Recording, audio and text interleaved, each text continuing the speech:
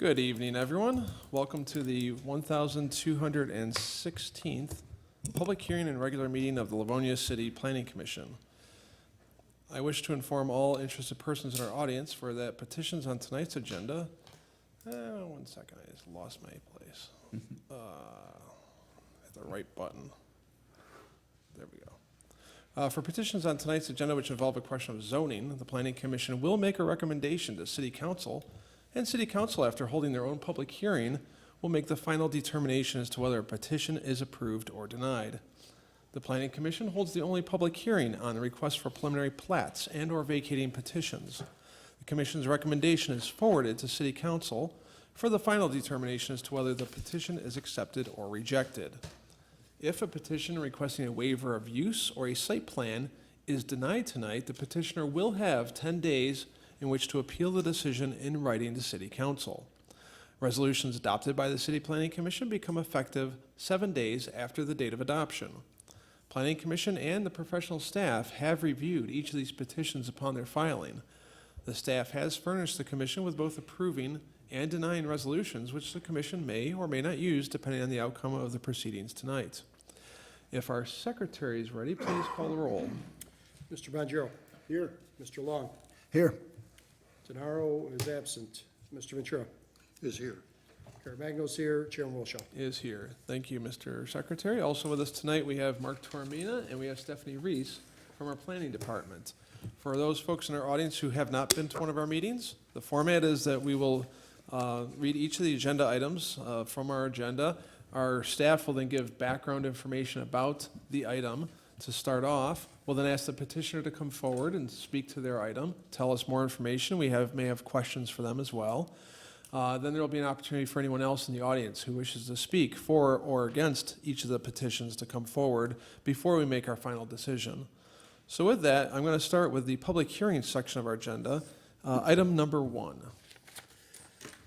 Petition 2024-06-02-10 submitted by Wanda Massage Institute requesting waiver use under approval section 6.37 of the Livonia zoning ordinance as amended to operate a massage establishment at 37625 Ann Arbor Road, located on the south side of Ann Arbor Road between Newburgh Road and Ann Arbor Trail in the northeast quarter of section 31.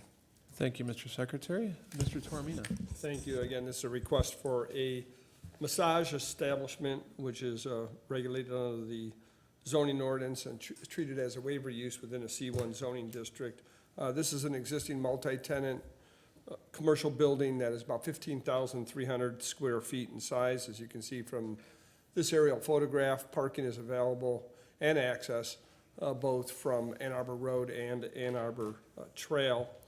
The C1 district treats massage establishments as a waiver use subject to a couple of special requirements. One is the massage establishment cannot be located within 400 feet of another massage establishment, and also there's a 400-foot separation requirement from any school, place of worship, daycare facility, library, playground, or public park. There are no other massage establishments within 400 feet of this location. However, directly across from Ann Arbor Road, about 120 feet to the north, is the Wayne County's Middle Rouge Parkway, which is a public park. So the separation requirement from a public park will have to be waived by City Council in order for this application to be approved. According to the petitioner, this massage location would serve as a training school for massage therapists. The program would include classroom instruction as well as performing massages on actual clients. The unit that they intend to occupy is about 1,700 square feet in size. It's located at the west end of the building. It faces and is accessible from Ann Arbor Road. The floor plan includes a lobby area along with 2 massage rooms, offices, a large classroom, and a break room. There would not be any changes to the outside of the building. Parking at the site should be sufficient to accommodate the proposed use. And with that, Mr. Chairman, I will read out the correspondence. Yes, please. First, we have a letter from the Inspection Department dated July 9th that indicates the proposed use is less than 400 feet from a public park, and this requirement may be waived by council. This department has no further objections to the petition. That letter is signed by Jerome Hanna, Director of Inspection. We have a letter of no objection coming from the police department dated June 7th and signed by Paul Walter, Sergeant of the Traffic Bureau. Next is a letter of no objection coming from the fire department dated July 3rd and signed by Brian Kukla, Fire Marshal. Next, we have a letter from the engineering department that reads, the existing parcel is currently served by public water main and sanitary sewer as well as private storm sewer. The submittal does not indicate any changes to the existing utility leads, so we do not believe that there will be any additional impacts to the public utilities with this proposal. Should changes to the existing building leads be needed, the owner shall submit proposed drawings to this department to determine if permits will be required. Also, should any work be required within the Ann Arbor Road right-of-way, the owner may be required to obtain permits from the Michigan Department of Transportation. And that letter is signed by David Lear, Assistant City Engineer. Next is a letter coming from the Office of the Treasurer dated June 10th that reads, below please find current amount owed on this property. 2023 summer taxes in the amount of $18,868.20. Winter 2023 taxes, $20,736.94. Water owed current, $7,936.96. Thank you for looking into this property. That letter is signed by Susan Nash, Treasurer of the city.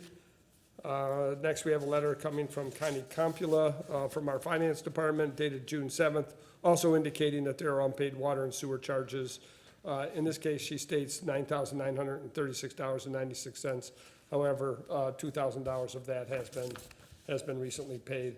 And that is the extent of the correspondence, Mr. Chairman. So if there are any questions, I'll be happy to answer. Well, thank you very much, Mr. Tormina. Is there any questions for our planning staff? Sure. Mr. Bonjero? Mr. Tormina, do we know if any payment plan or additional payments have been made since the letter from, stating from Susan Nash? Have they entered into an agreement or? We have not been made aware that any payments have been made. We were contacted today by a representative of the owner of the shopping center, I believe, who indicated that they are attempting to work with Wayne County on payment of the taxes. But I'm not sure if any progress was made as part of those discussions. Actually, that conversation took place with our program supervisor, Ms. Reese. Okay, yep, we can ask the petitioner. Okay, thank you. Thanks, Mr. Chair. Thank you, Mr. Bonjero. Any other questions for our planning staff? If not, if the petitioners in the audience, please come forward, or petitioners' representatives. You can please come to one of the podiums up front here.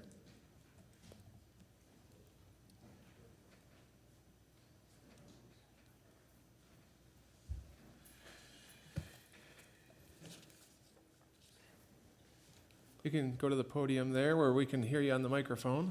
Oh, actually, I'm the translator. This is Mr. Drew. He's the business owner. Okay. I can translate. Okay, can you provide his name and business address for us? Yes, his name is Junlong Zhu, and the business address is 37625 Ann Arbor Road, Livonia. Okay, very good, thank you. And what would you like to tell us about this business before we have any questions? Is there a presentation you'd like to give or tell us more about your business? Actually, our presentation is gonna be very easy. Okay. We're just gonna have a massage school, and the performing time is just like 9 to 5. And the only reason we require for a massage license is only because we have, in our program, we have 100 hours training is required by the states. We need to commit that. So we actually need acquire a license to do that. Yeah. Okay. All right, let's see if we have any questions for you from any of my fellow commissioners. Is there any questions for our petitioner? Mr. Ventura? Mr. Chairman, are you open for business now? 他的意思就是说，你现在那个开张了没有？没有。No, not yet. And do you provide massages for clients who are not going to the school? 他的意思就是说，你去这个按摩的这个人是，提供给，不是学员的，对吧？就是他们过来就是不是学员也可以给他们做 massage。就是我们实操100个小时实操的时候是给他们做的，不是给谁做的呢？给客人们，或者是学生和学生之间。Sorry, could you repeat your question again? Do you provide massages for folks who are not attending the school? In other words, if somebody just stopped in and said, can I get a massage? Could they get a massage? I think in the future, yes. But at the beginning, it's gonna be only between student and the students. And later on, we're planning to have some like real patients for the students who are actually have 100% design, like hands-on experience on that. Thank you, Mr. Chairman. Thank you, Mr. Ventura. Is there any other questions for our petitioner? Mr. Chair. Mr. Caramagna. Where's another school, a massage school, in and around the local area? Local area, Yes. another school? Yeah. 你知不知道周围附近还有没有其他的 massage？学校呗，嗯，我在外事兰就有一个。你在 Westland 有一个，对你知道别人在附近有一个吗？He doesn't know, but he also own a massage school in the Westland. So there's one in Westland where you do training now?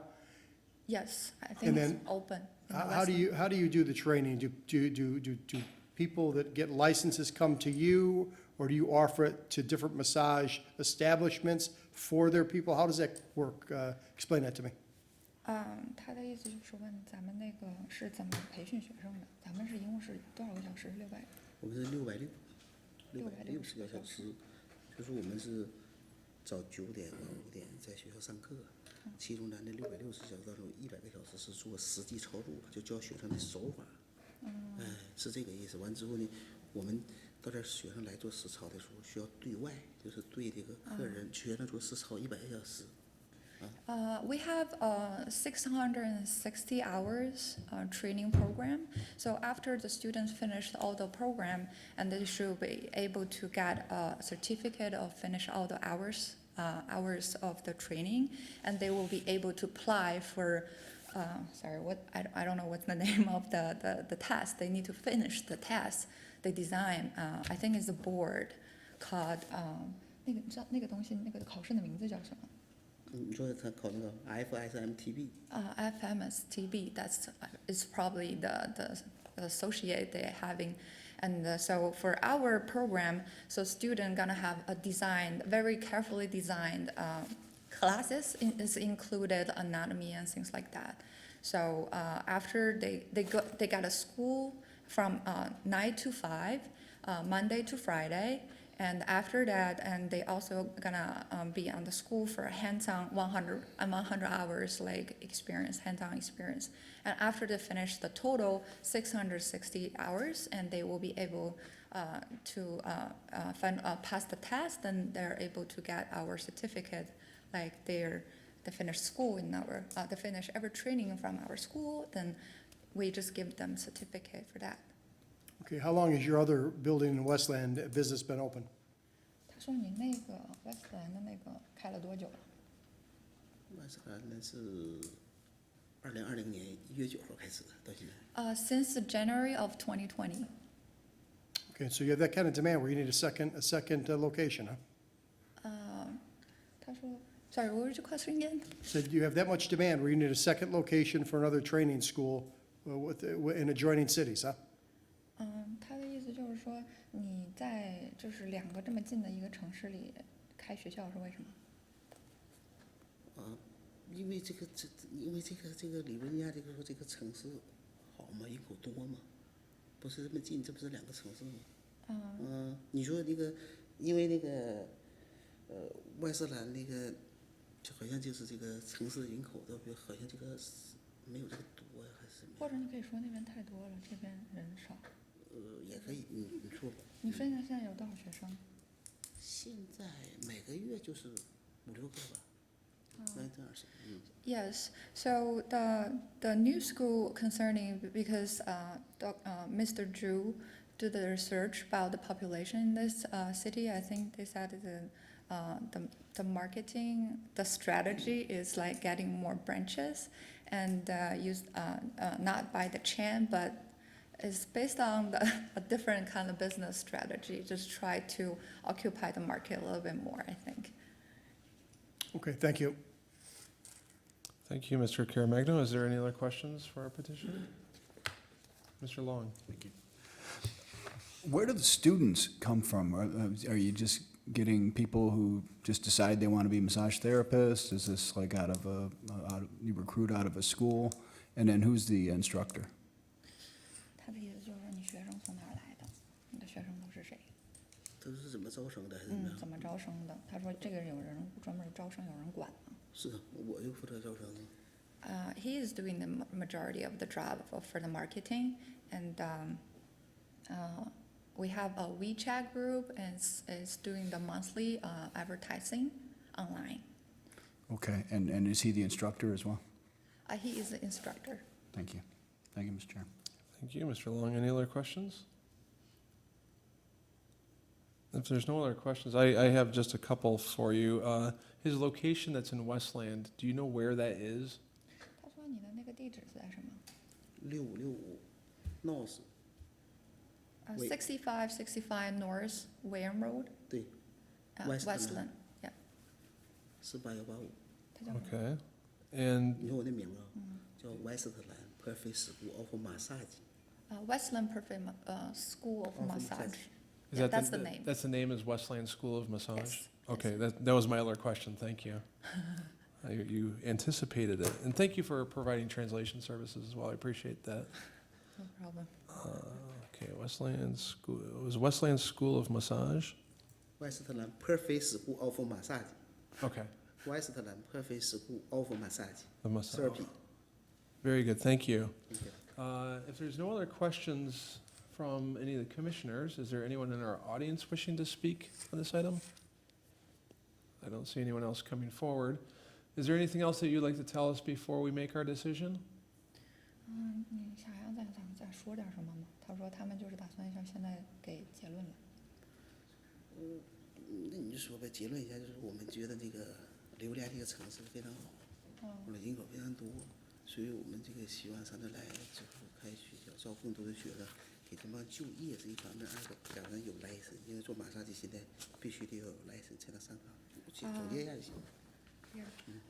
Thank you everyone for today, like helping us with this, and we're gonna fully apply for the local rules, and we're gonna try our best to benefit Livonia. And Mr. Zhu personally really like the city, and so far the students really like our school, and we are able to provide like more job like opportunity later after they pass the board exam, and they are gonna have more licensed massage therapist. Okay, very good, thank you, I Thank you. appreciate that. All right, with that, if there's no other comments or questions, I'll close the public hearing, and a motion would be in order.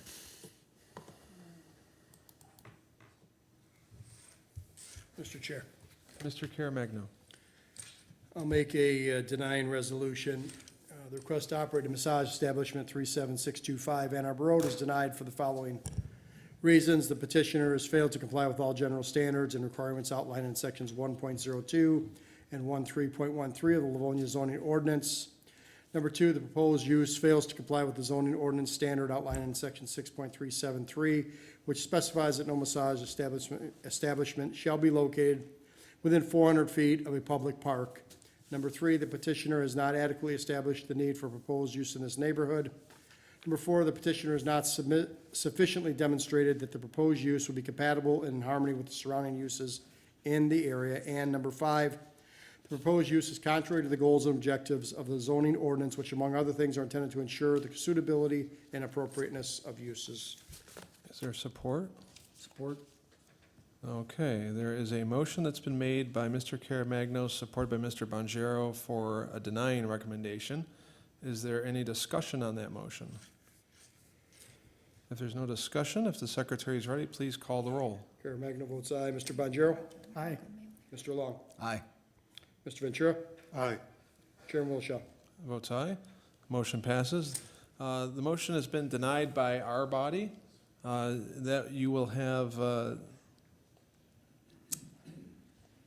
10 days, excuse me, thank you, 10 days in which to appeal the decision in writing to our city council. 他说你时间可以上诉，他说你有好几个地方没有符合规定，他说你有大概有好几个条，然后没有，他说必须离什么公共区域至少400尺什么的。不是，他们说这个地方不合乎啊，对，地方啊。So just so you understand, we're a recommending body. We're making a recommendation, or we're denying this at this stage. You do have 10 days to appeal the decision to our city council if you wish to do that. So that'll be your choice. So, because I heard that one of the term is like, we need to be far away from like public access for 400 feet is required by the city, or could you be a little bit more specific on that? There's a requirement that you not be within 400 feet of a park, which this location is within that area. And Okay. also parks, churches, a number of different facilities. Got you. Do you think we are able to get a list of problems we're gonna have? Because actually we're planning to rent that place. Since the parking is not really aligned to this, probably we need to find another.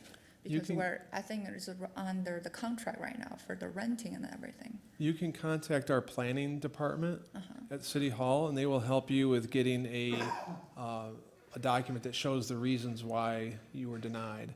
And Okay. that can help you with addressing those issues if you wish to, as Got you it. go forward with an appeal. Got it. Okay? Thank you. All right. You're all set for tonight. Okay, Thank you thank for you. coming. And again, thank you for helping translate. Thank you.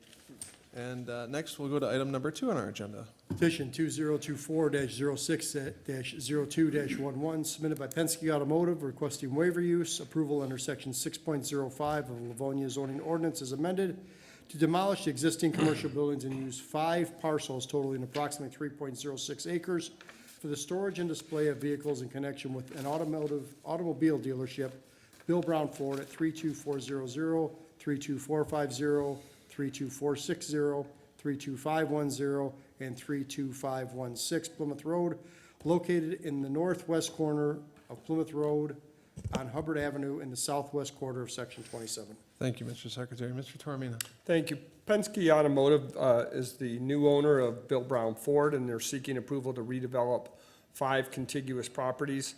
The location is the northwest corner of Plymouth and Hubbard, across from the main dealership. The zoning, as you can see from this map, is C2, general business. C2 zoning is to the west and to the east.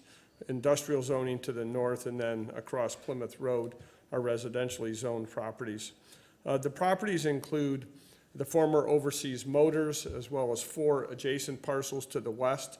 Together, these 5 properties have 423 feet of frontage on Plymouth Road and 300 feet of frontage on Hubbard. The land area altogether is 133,245 square feet, which equals about 3 acres. The site contains 2 buildings, both of which would be removed. These are the former Overseas Motors dealership in the site's southeast corner, and then a sales office located in the southwest corner. Automobile sales, are subject to the review and approval of the Planning Commission and the City Council, subject to special requirements of Section 6.05 of the ordinance, which, among other things, prohibits vehicles within 20 feet of the front lot line or the side lot line of any street right-of-way, and also requires access from a major thoroughfare having an existing or proposed right-of-way of 120 feet or more as designated on the future transportation map. So in this case, Plymouth Road is classified as a major road with a right-of-way of 120 feet. Hubbard, however, has a right-of-way of 86 feet. Penske Automotive plans to use all 3 acres to store and display vehicles in connection with the operation of the Bill Brown Ford dealership. The inventory lot would accommodate a total of 344 vehicles. There are 30 spaces located near the front lot line that are labeled as future customer parking. These spaces would measure 10 feet by 20 feet, which is the minimum required for our parking spaces. The remaining 314 spaces would all be used for inventory. These are smaller spaces. They measure 9 feet by 18 feet and are labeled as such, inventory parking. 34 spaces are shown along Plymouth Road and then 18 along Hubbard. These spaces are about 8 feet from the front and side lot lines adjacent to these roadways. Currently, there are three driveway openings along Plymouth Road and 3 along Hubbard. The plan shows the removal of all 3 driveways along Plymouth Road, and only the north and south driveways on Hubbard would remain. The middle driveway on Hubbard would be removed. No access would be provided from a major thoroughfare with a right-of-way of 120 feet. Thus, there are 2 items that are going to require a supermajority vote of the City Council. The first is the setback of the display vehicles from the roadways, and secondly, the fact that there would be no access from a major right-of-way having a width of at least 120 feet. Along Plymouth Road, the zoning ordinance requires 11 full-size trees, 4 ornamental trees, and 85 shrubs. The revised landscape plan, which you should have a copy of, shows 12 trees, as well as 5 ornamental trees, 60 shrubs, and then along Hubbard, the requirement is 7 full-size trees, 3 ornamental trees, and 57 shrubs. The revised plan shows 10 full-size trees, 3 ornamental trees, and 116 shrubs along Hubbard. So there's been a substantial improvement as to the landscaping along the major roadways. In addition, 10 ginkgo trees are shown along the front half of the west property line adjacent to the Feldman dealership parking lot. And then along the north property line, the revised plan shows 6 groupings of perennials and grasses. These include switchgrass and catmint. So there's no fence or other barrier, just low-lying grasses are proposed along that north lot line. It would also have washed mulch or washed stone mulch of about 10 to 15 feet in width along the west and the north sides of the property. Within the interior of the parking lot, the ordinance does require landscaping equal to 5% of the paved area. In this case, it would have to be 5,700 square feet.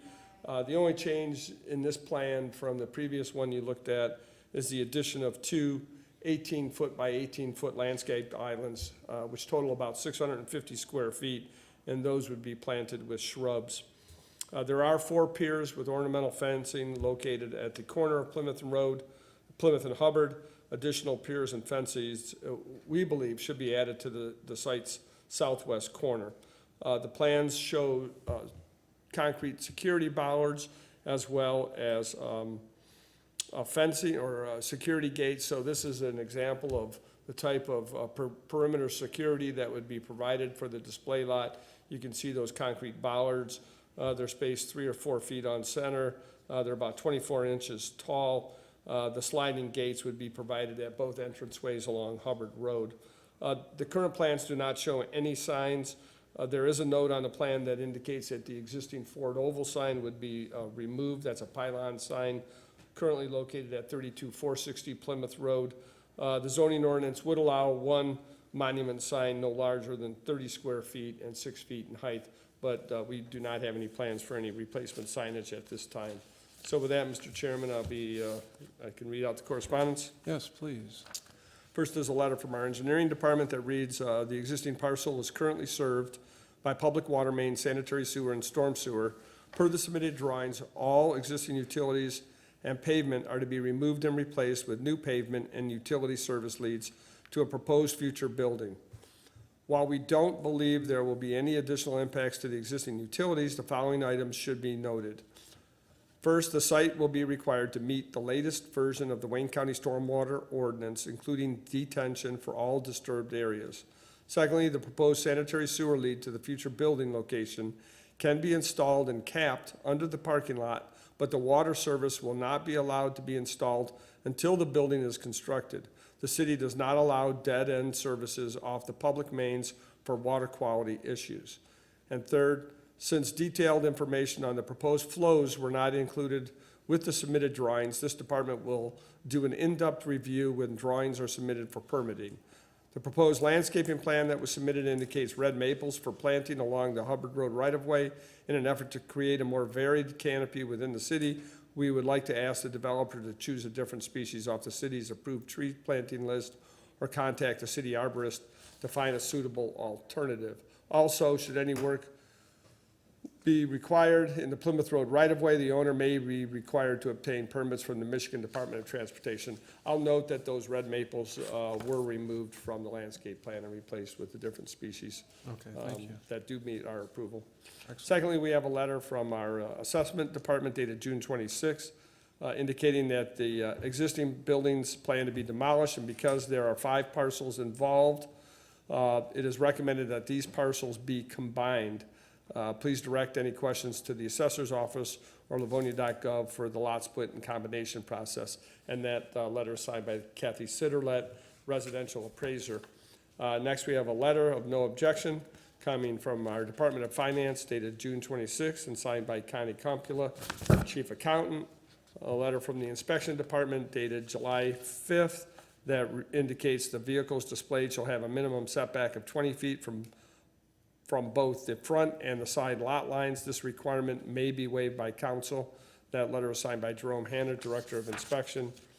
And a letter of no objection also coming from the Police Department dated June 25th and signed by Paul Walters, Sergeant of the Traffic Bureau. A letter from the Fire Marshal dated July 3rd that reads, "We have no objections to this proposal with the following stipulations. Number 1, separate parking area recommended between EV and gas-powered vehicles, and 2, nearby water source hydrant for potential EV fire suppression. Further detailed plan review will take place when its division receives an official plan set." That letter is signed by Brian Kukla. And then lastly, we have a letter from a Joe Stevens, who gives his address as 2065 Franklin Road, Bloomfield Hills, Michigan. The email reads, "I own the adjoining building to the north of the proposed site, 11813 Hubbard. A fence exists between the 2 properties. The new plans show no fence at all. I have no objections to the proposed use of the property, but would like a privacy fence included in the proposed plan. This fence could be one of the plastic fences we frequently see, or some type of landscape barrier. I do not believe my request is a large expense and would provide privacy on my side and security for their side. My contact information is attached for any comments or questions. Please acknowledge receipt of this request as I am scheduled to be out of town on the date of this public hearing. Thanks for your consideration." Again, from Joe Stevens, who provides his address, as I indicated, at 2065 Franklin Road, Bloomfield Hills, Michigan. And that, Mr. Chairman, is the extent of the correspondence. Excellent. Thank you, Mr. Tormina. Is there any questions for our planning staff? Mr. Chair, Mr. Bonjero? a couple questions for Mr. Tormina. They did decrease the light pole height to 20 feet? The light pole, I know height- originally they were 125. I believe there's been no change. I'm not aware of any change to the height of the light poles. Okay. I think you were gonna check the dealership next door just for comparison. The requirements there were 20 feet. 20 feet? Yes. Okay. I saw a note in here that looked like they changed it to 20 feet, but we can ask the petitioner too. Yeah, Okay, we can ask the petitioner. The second question I had is, has there been any word of the privacy fence from the petitioner? no, only the change in the landscaping plan that provides those, as I indicated, those, the switchgrass and the catmint, so some perennial shrubs or grasses along that north side of the property, no fencing. Okay. Okay, thank you. Thanks, Mr. Chair. Thank you, Mr. Bonjero. Is there any other questions for our planning staff? Seeing no other questions, is our petitioner in the audience?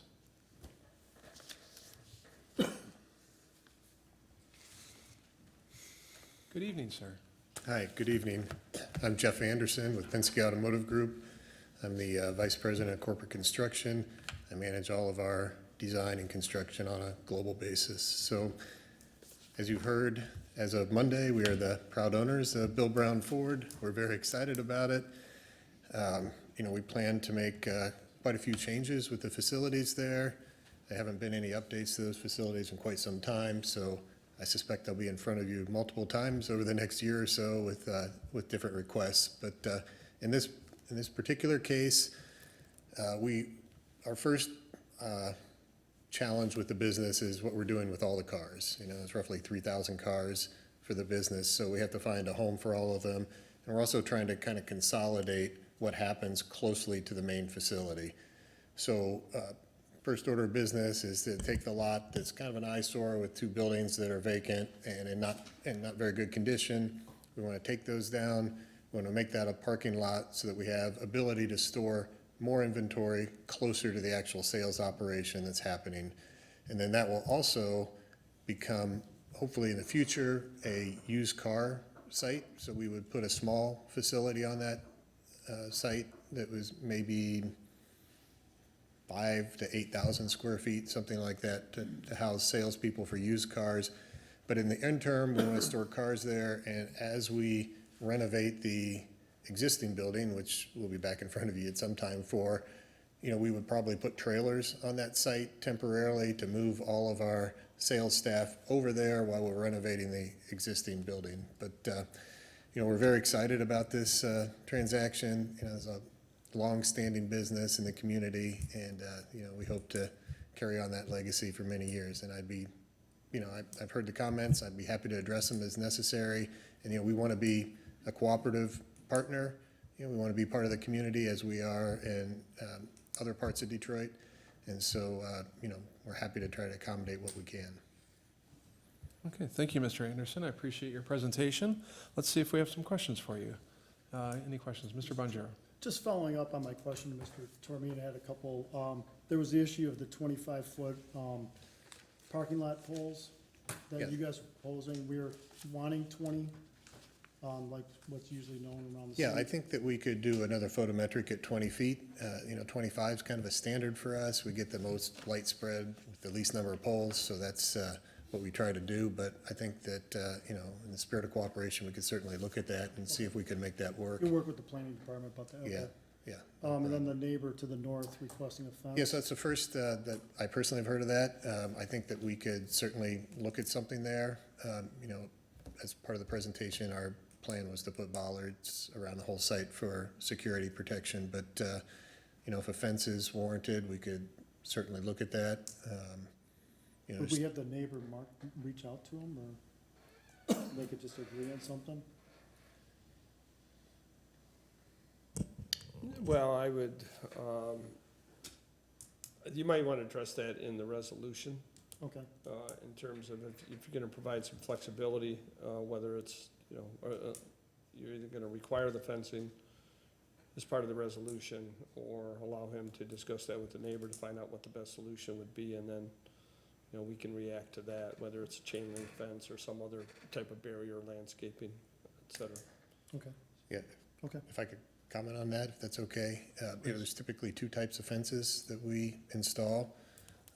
One would be a chain link fence type with or without slats in it, but typically we would do a black vinyl coated fence so it looks nice. It's not just a wire fence. So that's one option. The other option that we would typically do is what we would refer to as a board-on-board wood fence.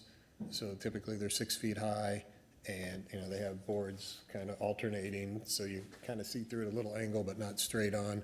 You know, we just think that that's maybe a little higher quality type of fence. Obviously, it's more expensive than a chain link fence, but I think that's something we could kind of work out as we move along. But we'd be happy to make sure that, you know, That sounds good. we satisfy the Keep neighbors. neighborly, yeah, that sounds good. Thank you. Mr. Chair? Thank you, Mr. Bonjero. Also, another suggestion would be to consider a landscape, more enhanced landscape barrier, perhaps arborvitae's or something along those lines, as opposed to fencing if you want to soften the appearance. You know, I don't think that's as critical to us on that side of the property. Right now, you know, the bollards that we're putting in are actually quite expensive, so we could probably take those out and put a fence in for the same price. So I don't think that a fence is going to be a problem for us. We will have some landscaping there, but I think for us, we'd probably just prefer the fence. Okay. All right, good to know. Any other questions from any of the commissioners? Mr. Ventura? You were not at our planning study session, but there was a considerable conversation regarding the light levels in the lot, not only the height of the lights themselves, but the light levels, which far exceeded allowable light levels based on our ordinance here in Livonia. And I noticed that Mr. Toromina, in the approving resolution, has provided that the light levels be equal to the light level at the dealership. Is that a problem for you?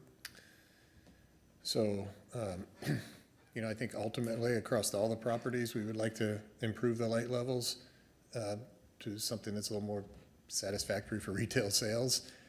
However, I will say that, we have a system that we use, and, after we have all LED lights installed, we have a control system with it, so that at a certain time of night, and it's typically 10 o'clock at night after we're closed and the customers are gone, it automatically dims the lights by 50% and takes the light levels down considerably. And, there's multiple reasons for that. One, at that time, we just need security lighting. We don't need to display the cars per se.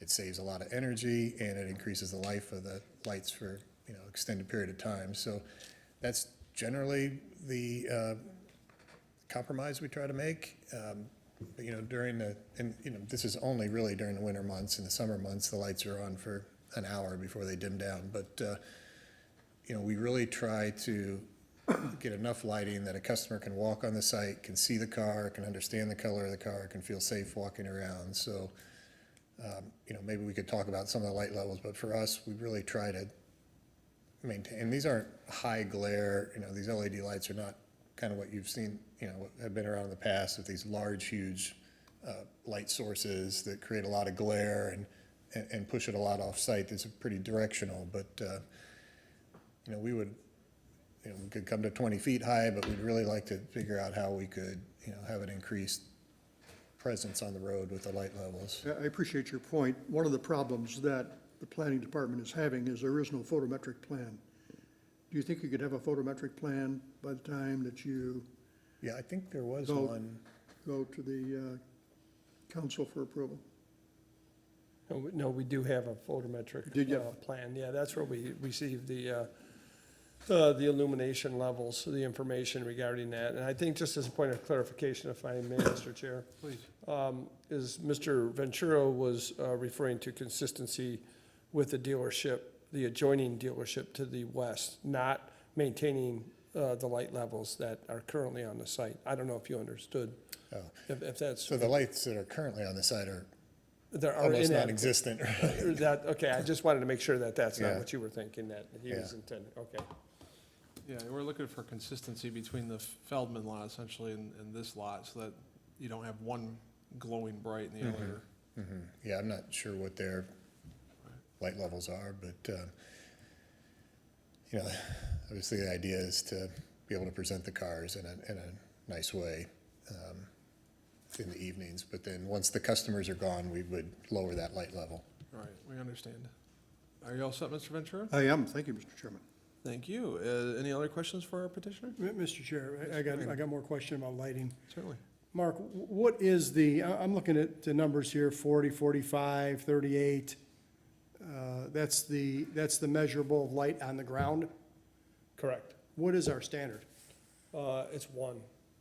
So it's substantially lower than what the plan is here. Now, we're still trying to dig up the information for the adjoining properties and for the recently approved La Fontaine dealership property on the south side of the road.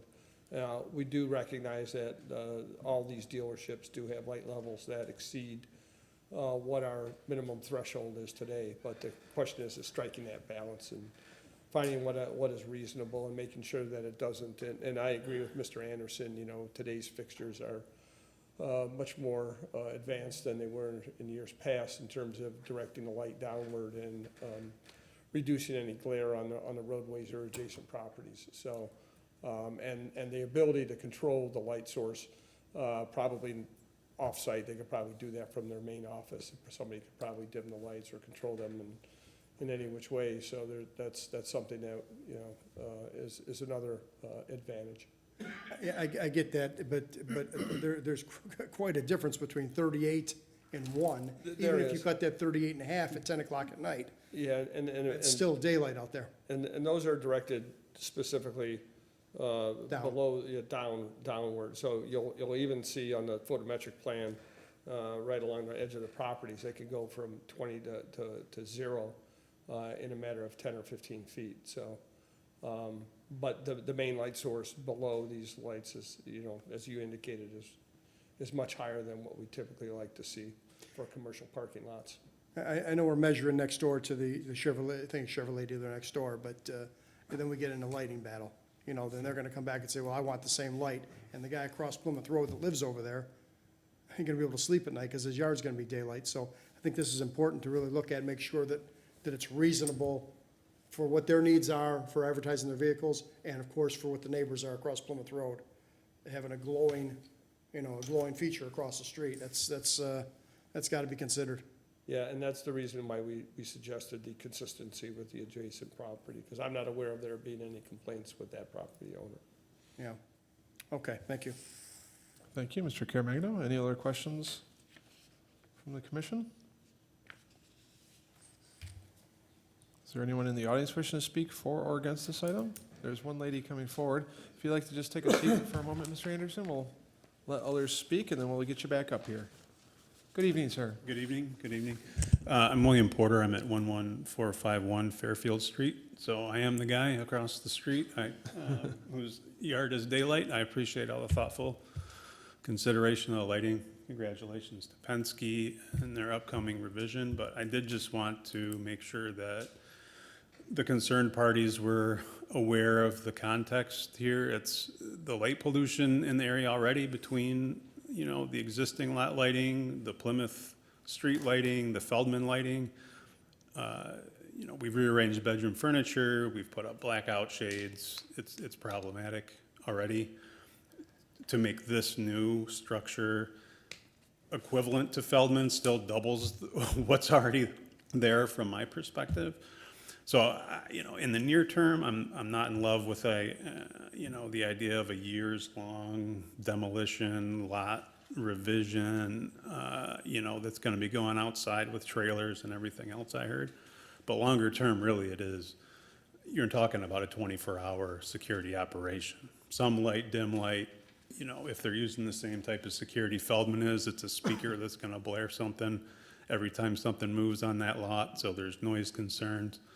And I just wanted to make sure, it sounds like people's heads are in the, you know, in the right place, but I wanted to make sure I could get my voice out there too. Definitely. Thank you for coming, Mr. Porter. We appreciate you. your comments. I believe there's one other person wishing to speak. Good evening, ma'am. Hi, Betsy Calhoun, 33023 Granada. Firstly, I'm glad to hear Bill Brown Ford's business is doing well enough to encourage expansion or purchase. They've already performed a fine and sustainable deed by repurposing the historic mid-century modern Terrace Theater into a viable and attractive business location. They could even consider application to the State and National Register of Historic Places for tax credits available for appropriate improvements and repairs to listed historic properties. I do want to point out that with necessary growth and economic expansion, we sometimes overlook and then lose a key part of the fabric of Livonia that tells our story. This is the architectural evidence of how we transitioned from a farming locale into a forward-looking 20th and now 21st century community. While we can't save everything, Livonia has fallen down a bit in terms of preserving structural examples from every decade. Our historically designated buildings currently stop in the 1920s. That's 100 years ago now. A significant matter in redevelopment is that of human-scale massing and the environment as it impacts residents. Vast swaths of impermeable surfacing, unbroken by trees or structures, can seriously impact water issues for the entire business corridor and neighbors. Retention of select existing features, however, can mitigate this concern as well as enhancing commerce. One needs to consider whether large-scale clearing of structures aligns visually and functionally with the vision for the Plymouth Road business corridor. Think of customers walking through acres of unshaded parking lot. Our summers are only getting hotter. The small historic building at 32516 Plymouth Road that's the west side of the two-building formation closest to Feldman, could be an attractive and welcoming feature for a cooling respite. The lively movement of the roof line provides playful visual appeal, and this cool retro vibe could only boost value and interest in the area. Preservation balances old and new. We need both. By giving old places new uses, making compatible additions, and integrating new development, we get a vibrant mix of places and a distinctive, livable community. And don't forget sustainability.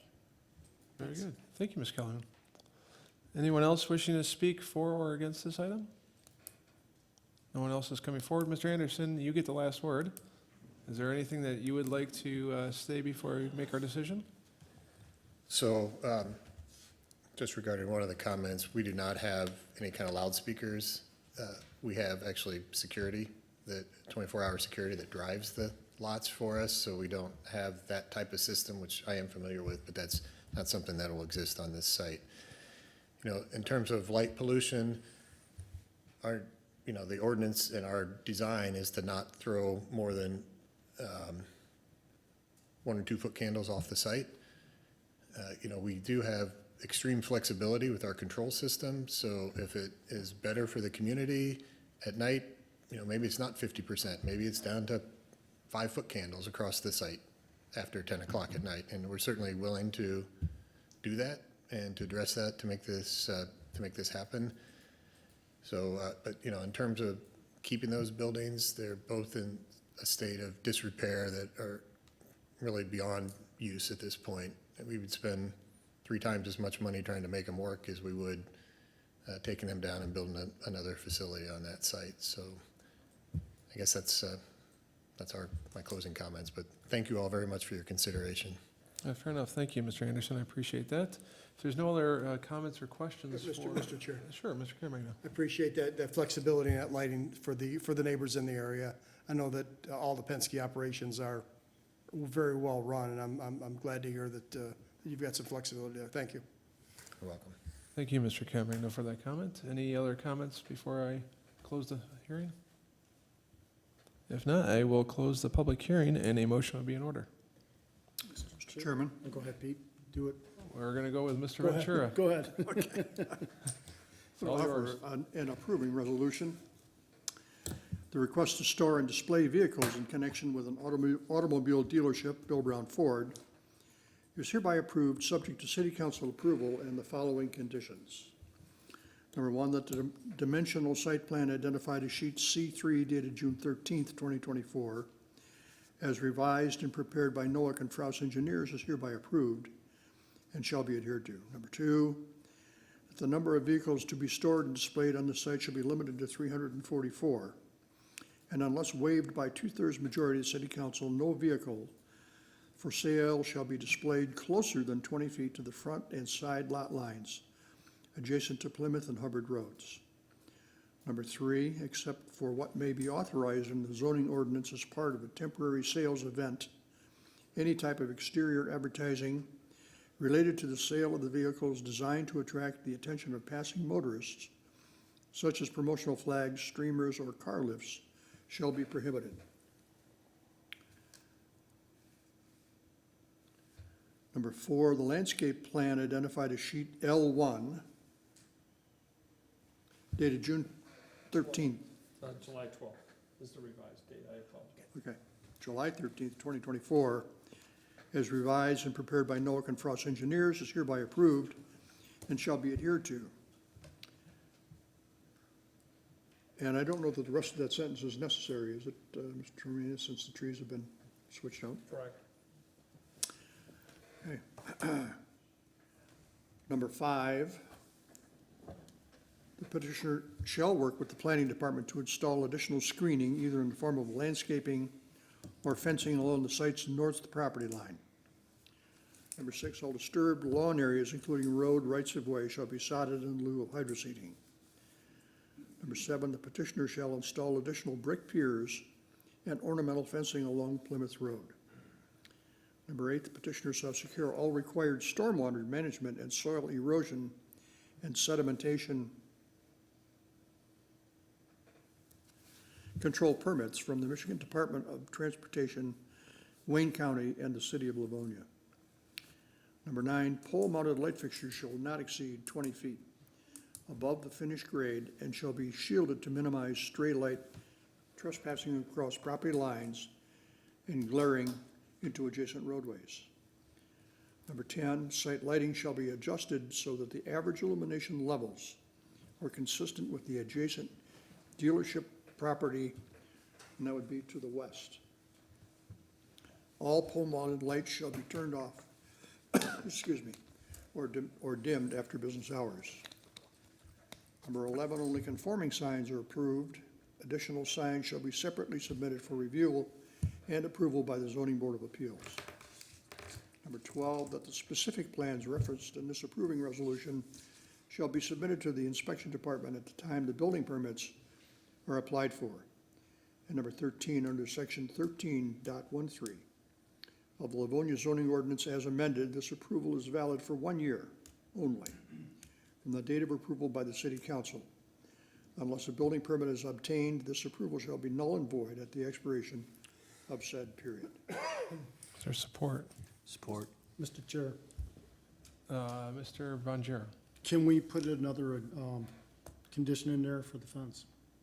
It was in there. It is in there. It is? I didn't see it. Yeah, it was number 5. Yeah, either landscape or What are you looking fence. Work with the inspection department, or with the planning department. Screening, landscaping, fence, Is that pertaining to the neighbor to the north? yeah, on the north side. Yes. Okay, thank you. Yeah, I think that covers it. Okay, We're good? yeah, thank you. All right, any other comments? If not, we have a motion to approve made by Mr. Ventura, supported by Mr. Long on the floor. With no further comments on that motion, will the secretary please call the roll? Mr. Ventura, Votes aye.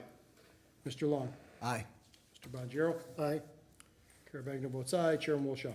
Votes aye, motion passes. We'll go to city council with an approving recommendation. We wish you luck with your project. Thank you very much. Thank you for coming tonight. Next, we go on to item number 3. Petition 2024-06-02-12 submitted by Tissio Architects, Inc. on behalf of the RAC requesting waiver use approval under section 6.22 of the Livonia zoning ordinance as amended to utilize a Class C liquor license, which is the sale of beer, wine, and spirits for consumption on the premises in connection with the operation of the existing billiard hall at 28410 Joy Road, located on the north side of Joy Road between Floral and Harrison Avenues in the southeast quarter of Section 36. Thank you, Mr. Secretary. Mr. Tormina. Thank you. The RAC Pool Hall, located on the north side of Joy Road between Floral and Harrison, is seeking your approval to operate a Class C liquor license. The zoning of the property is C2, a general business, which allows Class C liquor licenses subject to waiver use approval. The RAC is part of a group commercial center consisting of 8 individually owned buildings. Together, these 8 buildings comprise about 26,500 square feet of floor area. All of the storefronts face south towards Joy Road with parking provided in the front yard. The building that the RAC occupies is roughly 6,400 square feet and is the largest of the 8 buildings located near the middle of the shopping center. The RAC is partitioned into 2 sections, a west pool hall with 6 billiard halls, or tables, excuse me, and an east pool hall with 10 tables. The space also contains arcade games, public and private restrooms, a lobby area, service, utility, and storage rooms, as well as an office. Changes are proposed mostly to the east pool hall to accommodate the liquor license. There would only be a small increase in the size of the service area located on the west pool hall, but on the east side, a bar service area would be added, as well as a kitchen and a seating area to the front of the building. The bar service area would have 4 tables and seating for 21 patrons, including 5 bar stools. The billiard tables would be reconfigured in order to accommodate the renovations. Class C liquor licenses are regulated under section 6.22 of the ordinance, which requires a 1,000-foot distance between other licensed establishments, as well as a 400-foot separation from any church or school. There are no other Class C licensed establishments within 1,000 feet of the RAC. However, Christ Embassy Church occupies a building approximately 40 feet to the east of the RAC And so the 400-foot separation requirement must be waived by the city council. With that, Mr. Chairman, I'll read out the correspondence. Please. First is a letter of no objection coming from the Department of Finance dated June 26th and signed by Connie Compula, Chief Accountant. Next is a letter from the Department of Public Safety dated July 8th that reads, the review of the plans has determined that the request does not comply with the prior separation requirement guidelines. The proposed establishment is inside the separation requirement distance of at least 400 feet from any church or school. Christ Embassy Church, located at 28350 Joy Road, is 50 feet from the rack site. Furthermore, the Mirage Market at 28292 Joy Road has SDD and SDM liquor licenses and is 378 feet from the proposed rack site. We would recommend that the Planning Commission and the City Council maintain separation requirement guidelines. It is our opinion that these guidelines are good for local established businesses and maintains Livonia's family atmosphere. That letter is signed by Jeffrey Ronayne, Special Services Bureau of the Police Department. Next is a letter from the Inspection Department dated July 9th and signed by Jerome Hanna, Director of Inspection. He indicates that the petitioner is located less than 400 feet from a church. Thus, this requirement will need to be waived by City Council. Next, a letter of no objection coming from the Department of Public Safety, Traffic Bureau. That letter is dated June 27th. A letter of no objection also coming from the Department of Public Safety, Livonia Fire and Rescue, dated July 3rd and signed by Brian Kukla, Fire Marshal. He does indicate that with the appearance of an increase in the size of the service area by the main entrance and the placement of seating, is the egress path narrowed at the main entrance. This will be analyzed and determined upon official review of the plans. Next is a letter from the Engineering Division that reads, the existing parcel is currently served by public water main and sanitary sewer, as well as private storm sewer. The submittal does not indicate any changes to the existing utility leads, so we do not believe there will be any additional impacts to the public utilities with this proposal. Should changes to the existing building leads be needed, the owner shall submit proposed drawings to this department to determine if permits will be required. Also, should any work be required within the drawing road right-of-way, the owner may be required to obtain permits from the Wayne County Department of Public Service. That letter is signed by David Lear, Assistant City Engineer. We have an email correspondence from the City Treasurer dated July 3rd, that indicates winter taxes have been paid, owes summer taxes, but they just went out and are not due until September 16th. Winter is showing a balance of zero, but there was bad debt. I called Jennifer W. She couldn't see it anywhere, and I didn't see it put on any recent tax statement. That letter is signed by Sue Nash, City Treasurer.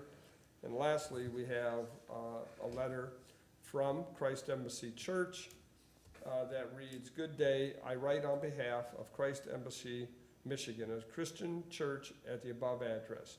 I am writing as requested by the Rack Business Place with whom we share a building lot. We have been good neighbors through the years and have had no problems. In regard to their application for a license to sell alcohol, please note that our faith does not encourage alcohol. However, we are not opposed to your granting a license to the said business place as you deem fit. We trust that the civil atmosphere we have had through the years will continue unabated. And this letter is signed by Pastor Emmanuel Kokatu and is dated July 7th of this year. Thank you. Thank you, Mr. Tormina. Any questions for our planning staff? If there's no questions, our petitioner is in the audience. Feel free to come forward to our podium. Good evening, Mr. Tissio. Buonasera. Ben Tissio, Tissio Architects, 19815 Farmington Road. Thank you again. As you know, we are here to try and get a Class C liquor license for this establishment. We're going to be adding a bar that's about 10 feet long and have maybe 5 seats. So it isn't like we're going to have a large bar area. It's to accommodate and supplement the pool tournaments and the clientele that come into the pool hall to use it. I did want to address a couple things. One was, the way I read the ordinance, it talks about the 400 feet, 1,000 feet from a Class C liquor license. It says that other such establishments, I believe the liquor store that was cited does not have a Class C liquor license. So I did not interpret that as being a violation of the ordinance, the way that I read it.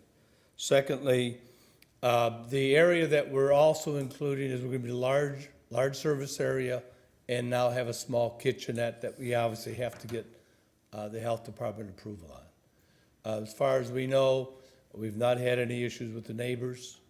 And I know that one of the things that came up at the study session was the dumpster locations and the dumpster problem. I talked to my client. We would be willing to try and work with all of the 8 property owners to come up with a solution with the trash. The owner, he's not happy with it, but the problem is when you have independent owners, trying to get them together to agree to what to do is going to be a challenge. So I would like to pursue that, but I would like some assistance from the city to back us and come up with a resolution to have the other owners agree to a trash enclosure. One of the issues that's been happening is that many others come there and dump their trash in the middle of the night in the dumpster. And I don't know how we can control that other than locking everything up, and then that becomes a challenge. How do the trash picker-uppers come and pick it up? Do they have to have a key? I don't know, but those are things that I think we can work out. So, Thank you, Mr. Tissio. thank you. Let's see if we have any questions for you. Any questions for our petitioner and his representative? Mr. Chair, Mr. Caremagno. I do have a couple questions. Tell us about your hours, days a week, your hours, operation, what does that look like for the pool hall? Monday through Wednesday, we're open at 2 and we close at midnight. And then Thursday, Friday, Saturday from 2 to 2 p.m. to 2 a.m. And then Sunday from 2 p.m. to midnight. Okay. Have you had any trouble?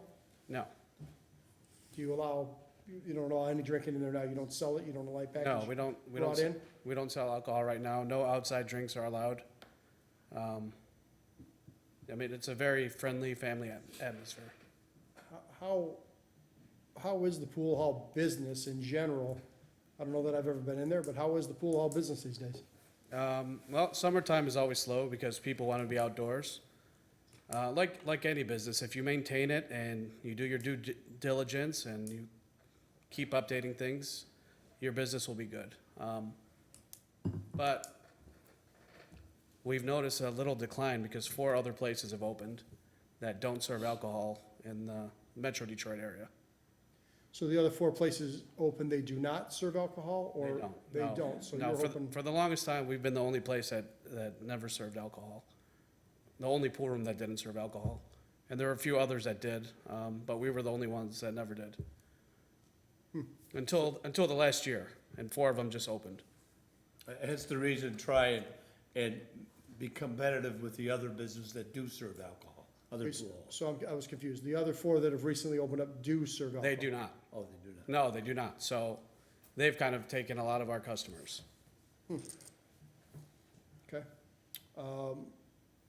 You talked a little bit about staffing levels at the last meeting. You know, you said you don't have but maybe 1 person that works there. So when you start serving, when and if you start serving alcohol, what's your staffing gonna have to look like there?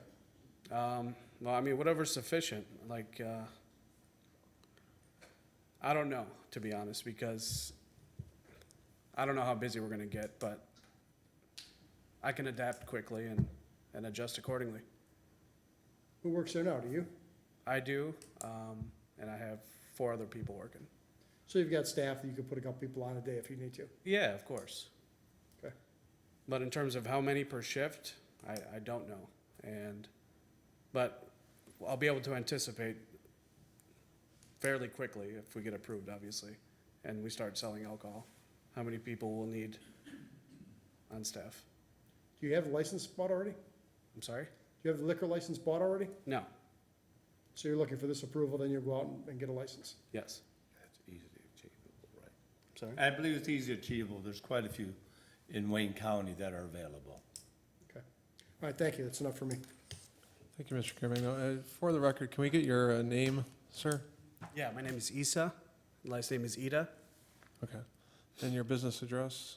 28410 Joy Road. Okay, just that way we can attribute your comments to you in Yeah, our no record. problem. Thank you. Thank you.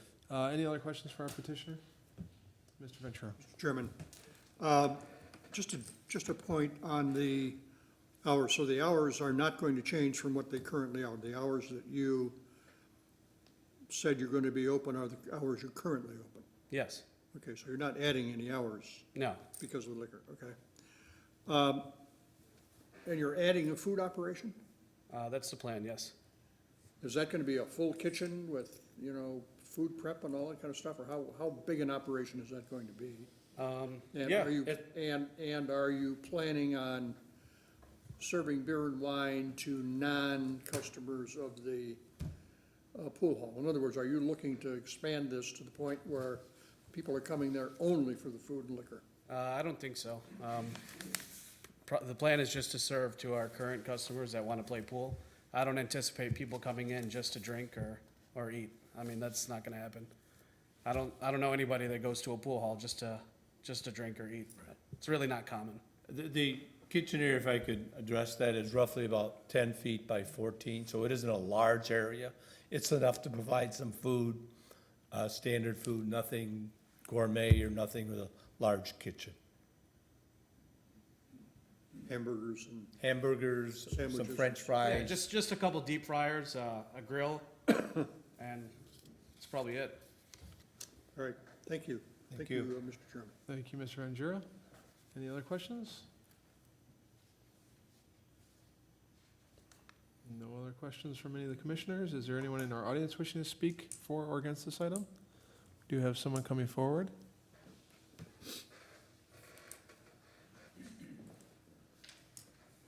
Good evening, sir. Just ask that you start with your name and address for our record. Hi, Ryan Finnerty, 9192 Gilman Street, 20-year resident of Gilman Street. My concern only would be that this is a very, very quiet neighborhood. Joy Road is a place where a lot of drag racing takes place. I would be curious if that would add to that at 2 in the morning. I would be curious about the response time from the police department if there were any issues with people drinking.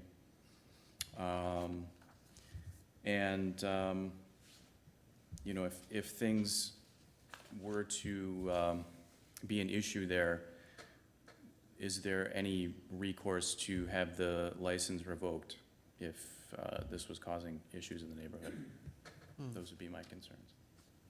Those are noted. I don't know, Mr. Toromina, as far as enforcement action, that's taken through the police department in the state, is that correct? Yeah, Michigan Liquor Control, so any violations of the license itself could be reason for either suspension or removal of the license, but other activities associated, I don't know if that would be reason for the MLCC, unless it directly involved the license. The Right. activities of the license itself, I'm not sure that it could be revoked, quite frankly. I don't know how that would be, how the city could condition any type of waiver approval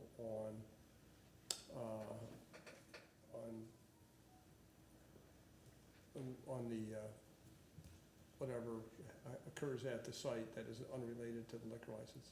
Right, So- right. I think from an enforcement perspective, the most common thing that we see is underage, serving underage, those types of things is where they tend to revoke licenses. If they get violations for that repeatedly, those types of things, that more, That is Accurate. correct. Those investigations are conducted by both the police, our police department and the Michigan Liquor Control Commission, and oftentimes when we see that, it's the result is suspensions and fines levied to the owners or stockholders of the licenses themselves. right. Okay, so just Mr. Finnerty, just to give you a sense of what we're talking about, it is, I think it's more it's not common that you see licenses revoked due to the results of a drunk patron and their activities that they do outside of the establishment. But, there are some opportunities where that does happen, enforcement action, based on things that the licensee may do. So I don't know if that fully answers your question or satisfies you, but we do understand your concerns. Is there anything else you'd like to say? That's it, thank you very much. Thank you for coming forward tonight. Anyone else wishing to address the commission? Please come forward.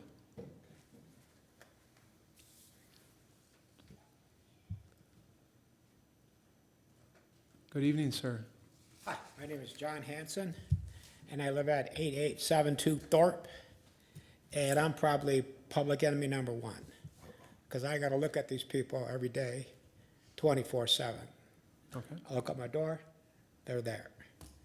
I mean, that, alcohol, you start putting in alcohol and pool, and I don't know how that mixes, because I used to gamble too, but I wasn't a pool player, but yeah, I drank, I had a problem with drinking, now I don't drink anymore. But I know how alcohol does. It changes people's minds, starts fights. I know what alcohol does to people because I did it. I've done it. You're talking to an alcoholic, ex-alcoholic, always will be an alcoholic. But I go to AA, so. I never played pool, though, probably never will. I have nothing against these people, They're just trying to make a living, I lived there for 15 years. I even recently, if you noticed, I planted all those trees out there. I did that. That was my money. $1,000 I put there. Give me some money back, guys. That was my money. I dug holes and planted that stuff. I water them all the time. I just tried to keep, eventually, though, you guys didn't say anything, so that's cool. Eventually, they'll grow, and I'll be enough to see it so much, That'll be nice, But yeah, I'm like the last guy talked about. Yeah, because, I'm a pretty laid-back guy, but, when, 2 o'clock in the morning, you start hearing stuff. I know what happens, people, and, I know what goes on, and it goes on when people start gambling, I know there's just a pool hall, but there's more than pool going on, I know that. They can say whatever they want to say. But, and you people, I got to live with it. None of you have to see it. I do. We don't live on Thorpe. I got to see it every day, And the church, they don't have to see it too much. Because when they come there on Sunday, pool hall's not open. They leave, pool hall's not open. Ain't nobody drinking. So the church, they don't have no problem. I understand what I don't even know why they wrote a letter even. So the church has no problem. They're not there. All right. I'm there. I think we understand your thoughts. Right, so I'm just, I don't know, you guys, I don't know how many of you guys are like to drive. I'm not gonna even get that down into it that much, 'Cause I can go talk to her all night if I want, about alcohol. Well, we do appreciate your comments and Yeah, your but concerns. I'm just trying to, it's a good neighborhood, but I just don't think people have to, they probably want to everyone wants to make a buck, there's a liquor store there right next, and now, and I don't even know how they're putting a daycare next to a liquor store. So that's a whole different story. I don't even want to go into that. I don't know how that's going to work, or if it did work. Right, exactly. But yeah, it's just, you can play pool without drinking, I think, you can do it. But that's the way I think, you're probably a better pool player when you're not drinking. Right. And I know I was a better gambler when I wasn't drinking. So, yeah. Just think of it as my point, living in my house We got it. and looking at this stuff every day. Yeah, we appreciate that. Thank So, you. That's the way I see it, Yeah, thank you, Mr. Hanson, for coming Okay, forward. thank you. We appreciate And it. I pay my taxes all the time. Awesome, we appreciate that too. Thank you. There's one other gentleman coming forward to speak. Good evening, sir. Hi, Mike Conley, 8930 Thorpe. We have a lot of problems with the traffic now, coming down Thorpe Street. And it's a small road, and it's hard to turn around in there. So we get our mailboxes run down, the fences run down. If there's drinking involved, it's gonna get a lot worse. And kitty corner from the liquor store, there's a school across the street, which is Westland. so it's not on our books. But that's still close enough. I think that'd be a detriment to the neighborhood, All right, so and I'm against it. you're against it. Very good. Thank you, Thank Mr. you. Conley. Anyone else wishing to speak? I don't see anyone else coming forward. I will go back to the petitioner and give you a chance to address anything if you'd like. Yeah, absolutely. You know, I travel a lot to play pool professionally in the States, and it's a lot different than a bar. Every pool hall that I've been to that serves alcohol has never had problems. There's no loud music, there's no dancing. There's men and women, but they're not trying to hook up with each other like at a bar or a nightclub. So it's completely different, and it's a supplement to our current business. It's not going to be our main point. All right, that's a fair comment. If I could add to that, Mr. again, Tissio?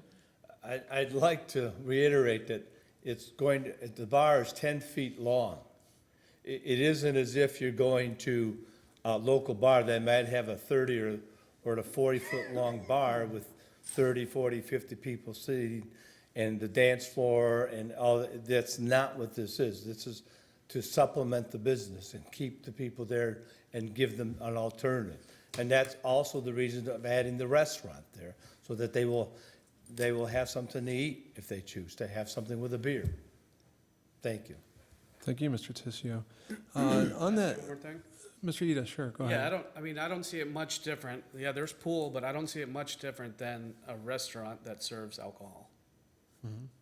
People are there to eat, play pool, and leave. They're not there to socialize and mingle. So the alcohol will be limited.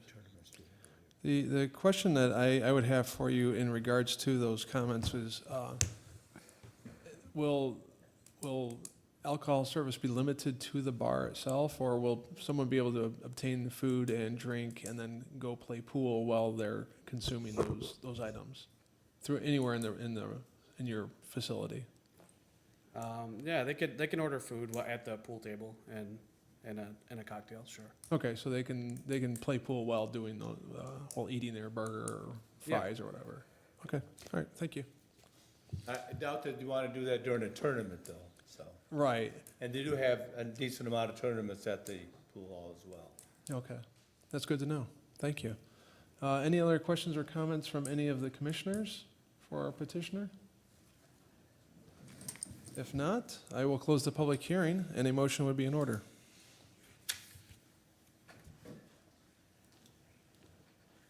Mr. Chair, Mr. Long.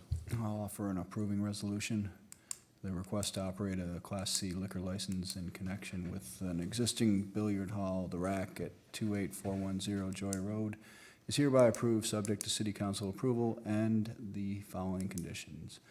Number one, a waiver of the 400-foot separation requirement between this location and the church at 28350 Joy Road pursuant to section 6.222B of the Livonia zoning ordinance.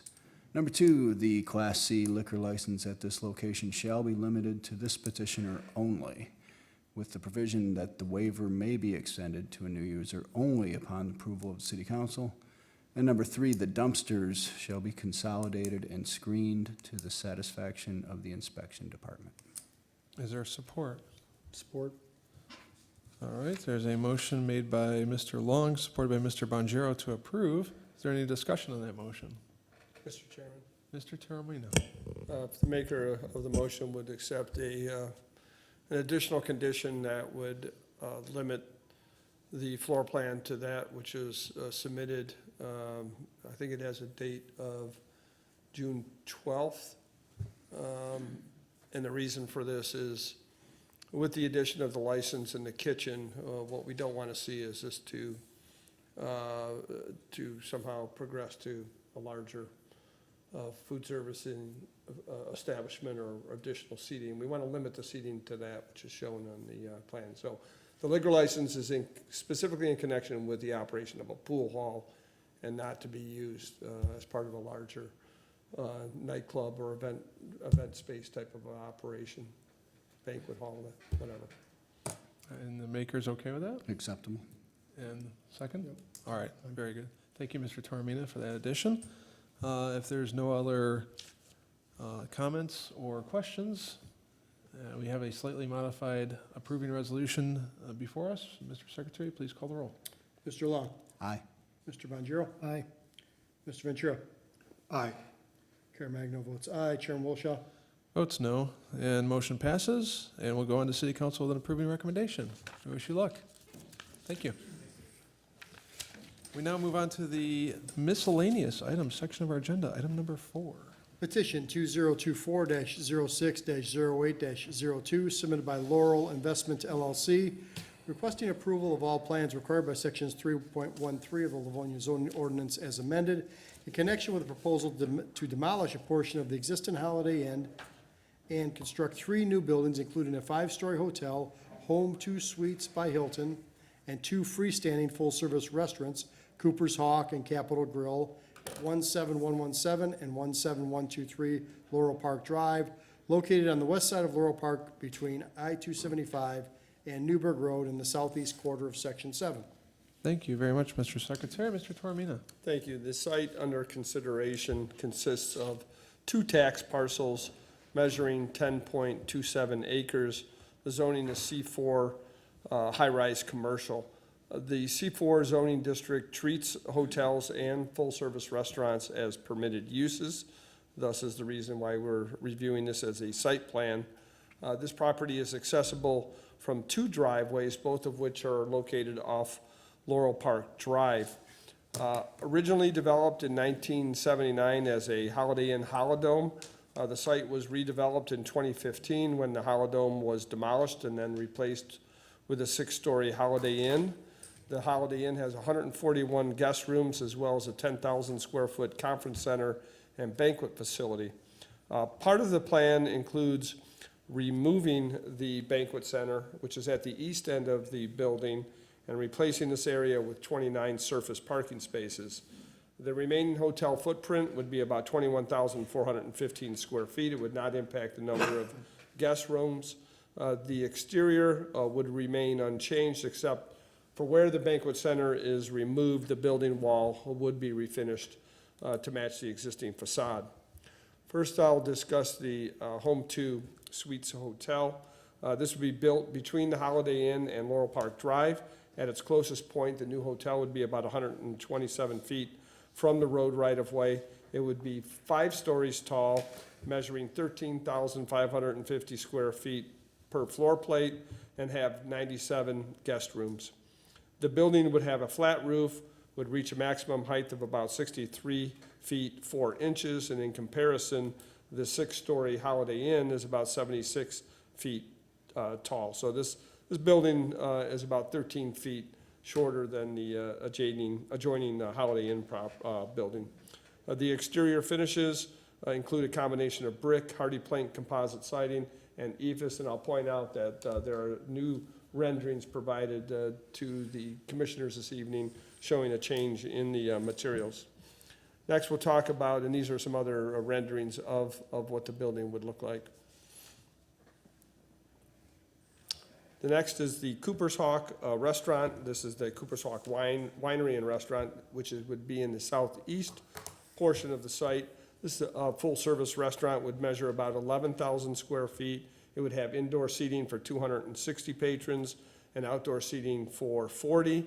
The proposed building setback from 6 Mile Road is roughly 105 feet. The outdoor dining patio is shown adjacent to the bar, which is on the east side of the building. The building's main entrance is protected by a canopy, and that faces south towards 6 Mile Road. Building materials include a combination of horizontal and vertical composite siding and trim, as well as metal siding and EIFS. The wall parapets vary in height from between 19 to 24 feet, and wall signs are shown on the southeast and west elevations of the building. And these are some renderings of the Cooper's Hawk.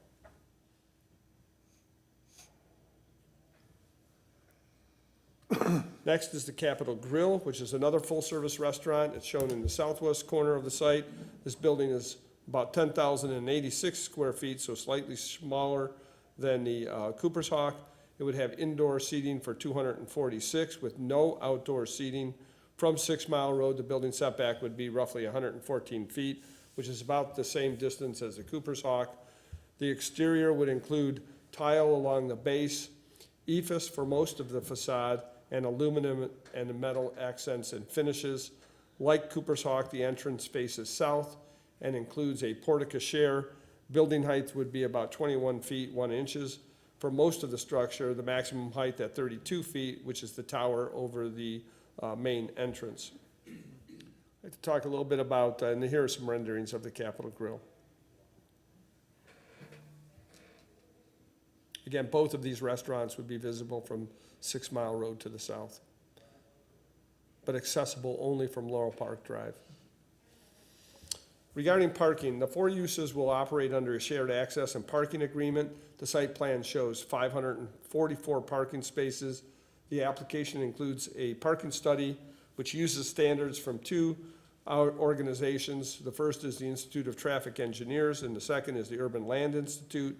When we apply the ITE standards, the parking demand is calculated at 457 spaces, and then using the Urban Land Institute's shared parking standards, the parking need ranges anywhere from 415 to 453 spaces. So with 544 spaces available on the site, relying on either one of these 2 standards would suggest that the site will be sufficiently parked. There would be 72 spaces dedicated to employees and valet parking. These have reduced widths of 9 feet. These spaces are generally located furthest away from the main building entrances. All the other spaces measure 10 feet as required. For trash, the hotels would be serviced by an enclosure which is on the north side of the property, and that will be retained to service both hotels. And then the dumpsters and recycling bins would be closed at the rear of the restaurants, the rear of the Capitol Grill, and then the Cooper's Hawk dumpster is proposed also to be enclosed at the rear of the building. There would be 2 underground stormwater detention basins. The first would handle the hotel phase of the project, and that would be located between the 2 buildings. So that is located roughly here. I think there's a plan that shows the approximate location of where that underground detention system would be provided. And then for the restaurants, the underground system would be shown it would be provided just east of the Cooper's Hawk restaurant. The zoning ordinance requires 14 full-size trees, 6 ornamental trees, and 109 shrubs along 6 Mile Road, and 7 full-size trees, 3 ornamental trees, and 54 shrubs along Laurel Park Drive. The plan does comply with the minimum landscape standards, including the parking lots, interior, and the site's perimeter. So landscaping, we have a fully detailed landscape plan that was provided with the application. Photometric plan shows an average of 3.1 foot candles within the parking lot. This exceeds our minimum required average of 1 foot candle, which is under section 7.22.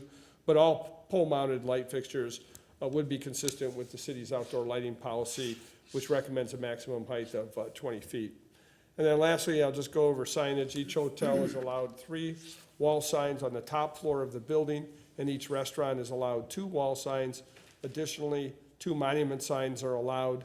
Each ground sign is limited to 40 square feet in area and 8 feet in height. I know this was a question that came up at the study meeting, but because this has 4 business uses within this complex, they are permitted the additional 2 feet of sign height and 10 square feet of area.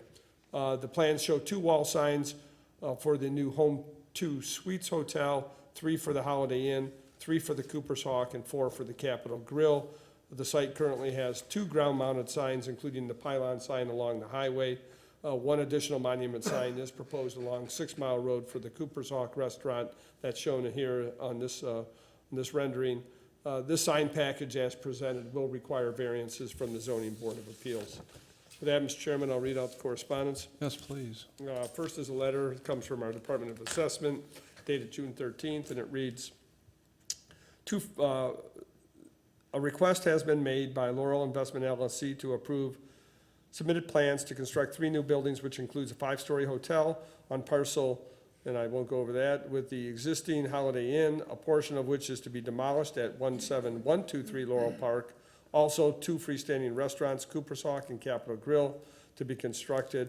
and she provides, 17117 Laurel Park.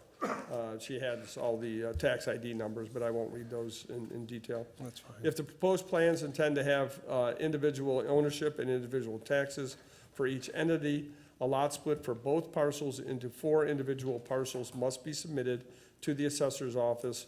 Please direct any questions to the assessor's office or livonia.gov for the lot split and combination process. And that letter is signed by Kathy Sidlerlet, a residential appraiser. Next, we have a letter of no objection coming from Susan Nash, City Treasurer, dated June 12th.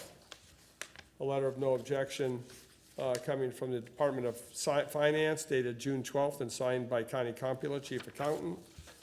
A letter from the Inspection Department, dated July 9th, that reads, pursuant to your request, the above referenced petition has been reviewed, and the following is noted. Number 1, the parking spaces shall be 10 feet by 20 feet and double striped. 2, barrier-free parking spaces shall conform to the Michigan Building Code. And 3, variances from the Zoning Board of Appeals will be required for all signage not conforming to the zoning ordinance. This department has no further objections to this petition. That letter is signed by Jerome Hanna. Next is a letter dated June 13th from the Traffic Bureau indicating no objections to the proposal, and that letter is signed by Paul Walters. Next is a letter from the Livonia Fire and Rescue dated July 3rd that reads, we have no objections to this proposal with the following stipulations. 1, eventual submission of plans and permits for suppression system. 2, eventual submission of plans and permits for fire alarm monitoring. 3, placement of a fire hydrant within 100 feet of the fire department connection. And 4, eventual submission of plans and permits for kitchen hood and ducts. A further detailed plan review will take place when this division receives an official plan set, and that letter is signed by Brian Kukla, Fire Marshal.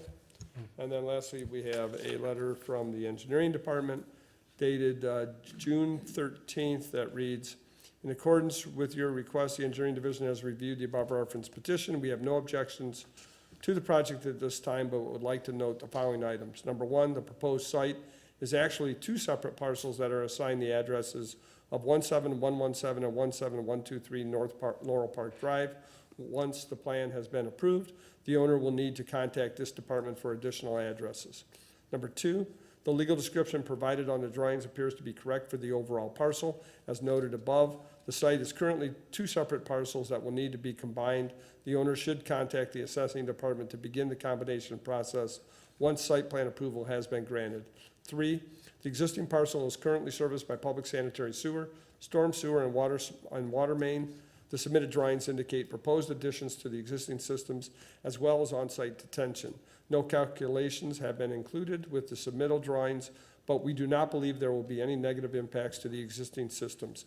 A full engineering review will be completed during the permitting process. Number 4, the drawings indicate proposed storm sewer detention, but do not include detailed information. The development will be required to provide detention per the latest version of the Wayne County Stormwater Ordinance. 5, any disturbances within the 7-mile road or I-275 road rights-of-way will require permits from the Wayne County Department of Public Service and the Michigan Department of Transportation, including drive approach and sidewalk removals and placements. All other permits will be through the City of Livonia.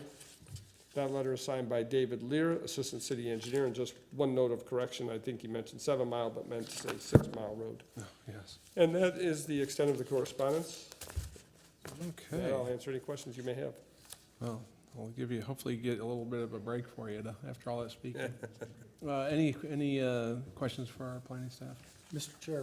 Mr. Bonjero. For Mark, at the study meeting, we talked about these buildings that had a lot of EFS, specifically Capitol Grill. And then it looks like the hotel, is this the new rendering? So they did increase the amount of brick and hardy plank on the hotel, it looks like.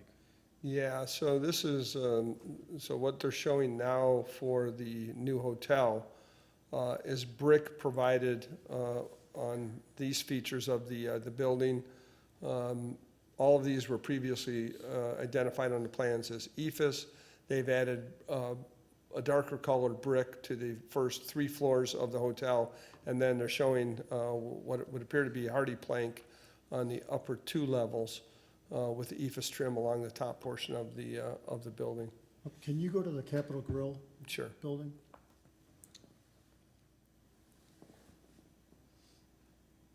Yeah, there's very little, that's stone on the bottom, right, or a tile on the bottom? So tile is provided along the water line or the base here of the building, so this dark colored material is referred to as a tile. I believe that tile also extends on other portions of the building, and let me go to maybe one that shows it a little bit better. I think these columns might also be tile here and here, but all of these areas of the building are identified on the plans as EFS. Okay. And so as you look at the various renderings, so this side would be EFS again, these are Mostly different. EFS, yeah. Yeah, and they have metal louvers and some of these other material, you know, some of the accent trim and those things are obviously not EFS, the canopies, but the larger areas of the wall sections here, it's my understanding would be the stucco or EFS. Okay. Thank you. Thanks, Mr. Chair. Thank you, Mr. Bonjero. Any other questions? If not, our petitioner is in the audience. Feel free to come forward. Good evening, sir. Good evening. I'm Jack Knowles, and I'm with Laurel Investment. Laurel Investment is the owner of the property. We're the owner of the Holiday Inn, and we'll be the owner of the Home 2 by Hilton. Mark has done a commendable job in overall review of the project. I don't have a lot to add, but I'm certainly interested in answering any questions that you may have. I'm also joined tonight by Drew Johnson, who is with Darden Foods, which is the parent company of Capitol Grill, and Jennifer Lingle, who is with Cooper's Hawk, and Amadeus Escudero, who is the architect for Cooper's Hawk. So we're all here prepared to try and answer any questions that you may have. Okay, excellent. Thank you, Mr. Knowles. And yes, Mr. Tormina has a tendency to steal the thunder of a lot of presentations. He does a I great don't job. mind that at all. He does a wonderful job. So let's see if there's any questions for the petitioner. Mr. Chair. Mr. Bonjero. I guess just to expand on the question I had to Mr. Tormina, specifically Capitol Grill. Yeah. There's a lot of EFS on that structure. Yeah. Would you be opposed to increasing either the amount of the tile or adding some other accent, less EFS and more? Yeah, so I wanted to clarify a little bit. So I'm Drew Johnson, I'm with Darden Restaurants, I'm the brand design manager for Capitol Grill.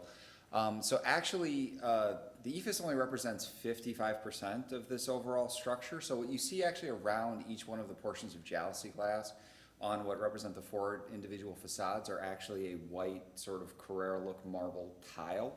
So that represents a fairly substantial section on each one of those faces as it surrounds those sections of jalousie glass. Each one of the sections then of the jalousie glass ends up being sort of the accent in the front piece to that, which represents about 10% of the overall storefront. So as you look at it in aggregate, what we're really dealing with that are the EFS portions are those sort of larger, sort of what I'll call like canvas type sort of backdrop pieces that we really use to play against the real accents of the building, which is the glass, the accents in the black metal, that water table tile that you see that surrounds the entire building, gives us a lift off of the ground to handle anything that would be considered weather or salt related. Well, on that elevation there, So right and left of Capitol Grill, the sign, is that EFS? no, or that's is it- tile. Oh, that's all tile? That's all tile. All the way to the roof line? Yes. Oh, okay. Yeah, so that's right. That's what I'm saying. Each one of those kind of 4 sections that surrounds and backs the signs as part of that halo lighting. So that's part of what we get is that marble tile gives you that bounce and the additional light that sort of adds to the ambiance. And then each one of the things, the renderings are actually, those are finished products of buildings that we've built in the past. So they're not actually renderings of the proposed building. They're representations of how this building looks when completed.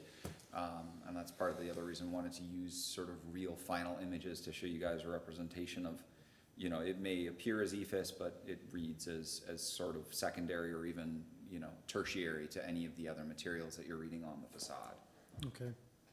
right? So even though, and I understand it's difficult to read in this whether or not it's tile or ephes or stucco or any of that, and that's, you know, a little bit deliberate because we're sort of accenting the portions of the building to draw your attention with the jalousie glass that's sort of edge lit with the black metal accents, that black marble sort of or black granite water table tile, and then the, you know, marble tile. So on the that table, represents- D indicates ephes, F is large format, or no, that's tile water table. Correct, and so then- that's that black granite look tile. So the D is ephes. Can you go back to the elevations?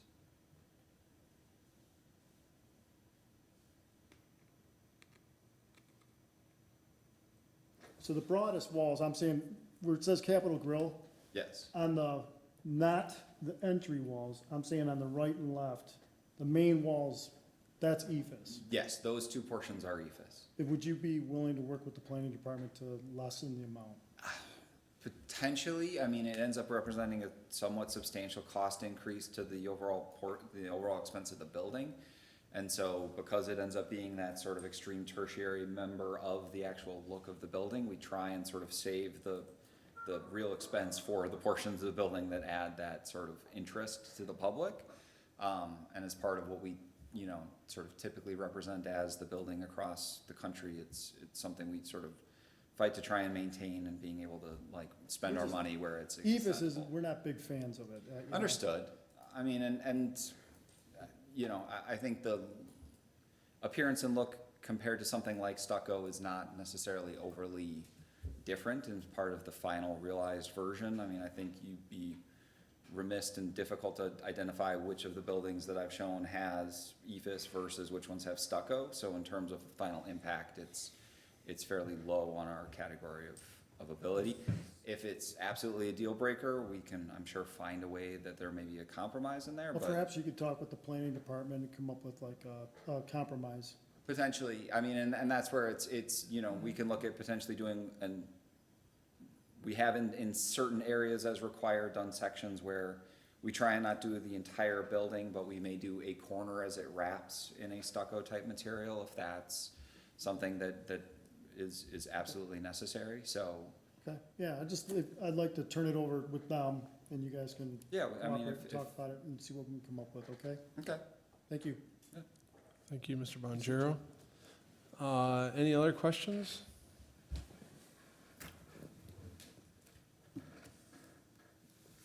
Mr. Chair, Mr. Caremagno? tell us a little bit about the timeframe for this huge project. Yeah, there's a lot going on here. Well, it's been coming for a long time. It's just been in the works for years, actually. So we're anticipating that, get through the planning process by the end of August. Get our engineering plans done in September. Get the long-term permit applications, that'd be to Wayne County and to the state for water and sewer, get those out by the early October. Hopefully have permits in hand by the end of the year.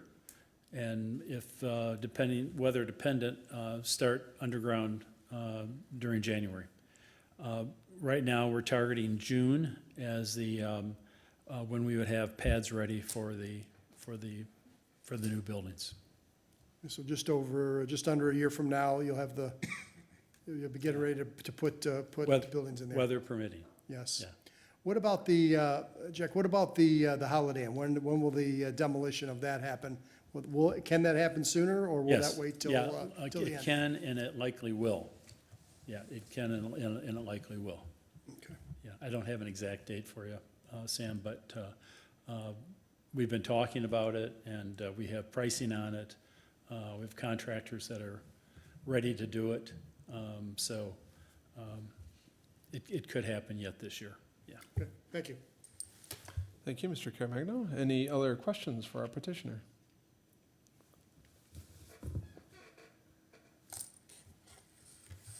If there's no other questions, is there anyone in the audience wishing to speak for or against this item? I don't see anyone coming forward.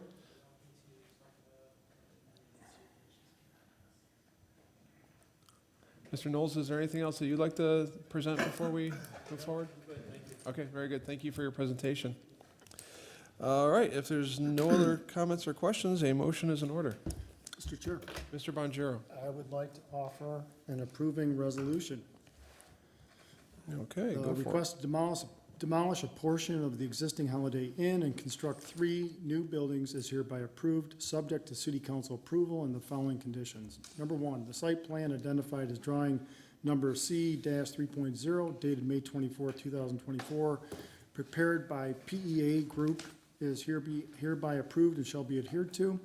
2, the maximum customer seating for Cooper's Hawk shall not exceed 300, including 260 interior seats and 40 outdoor patio seats, and the maximum customer seating for the Capitol Grill shall not exceed 246.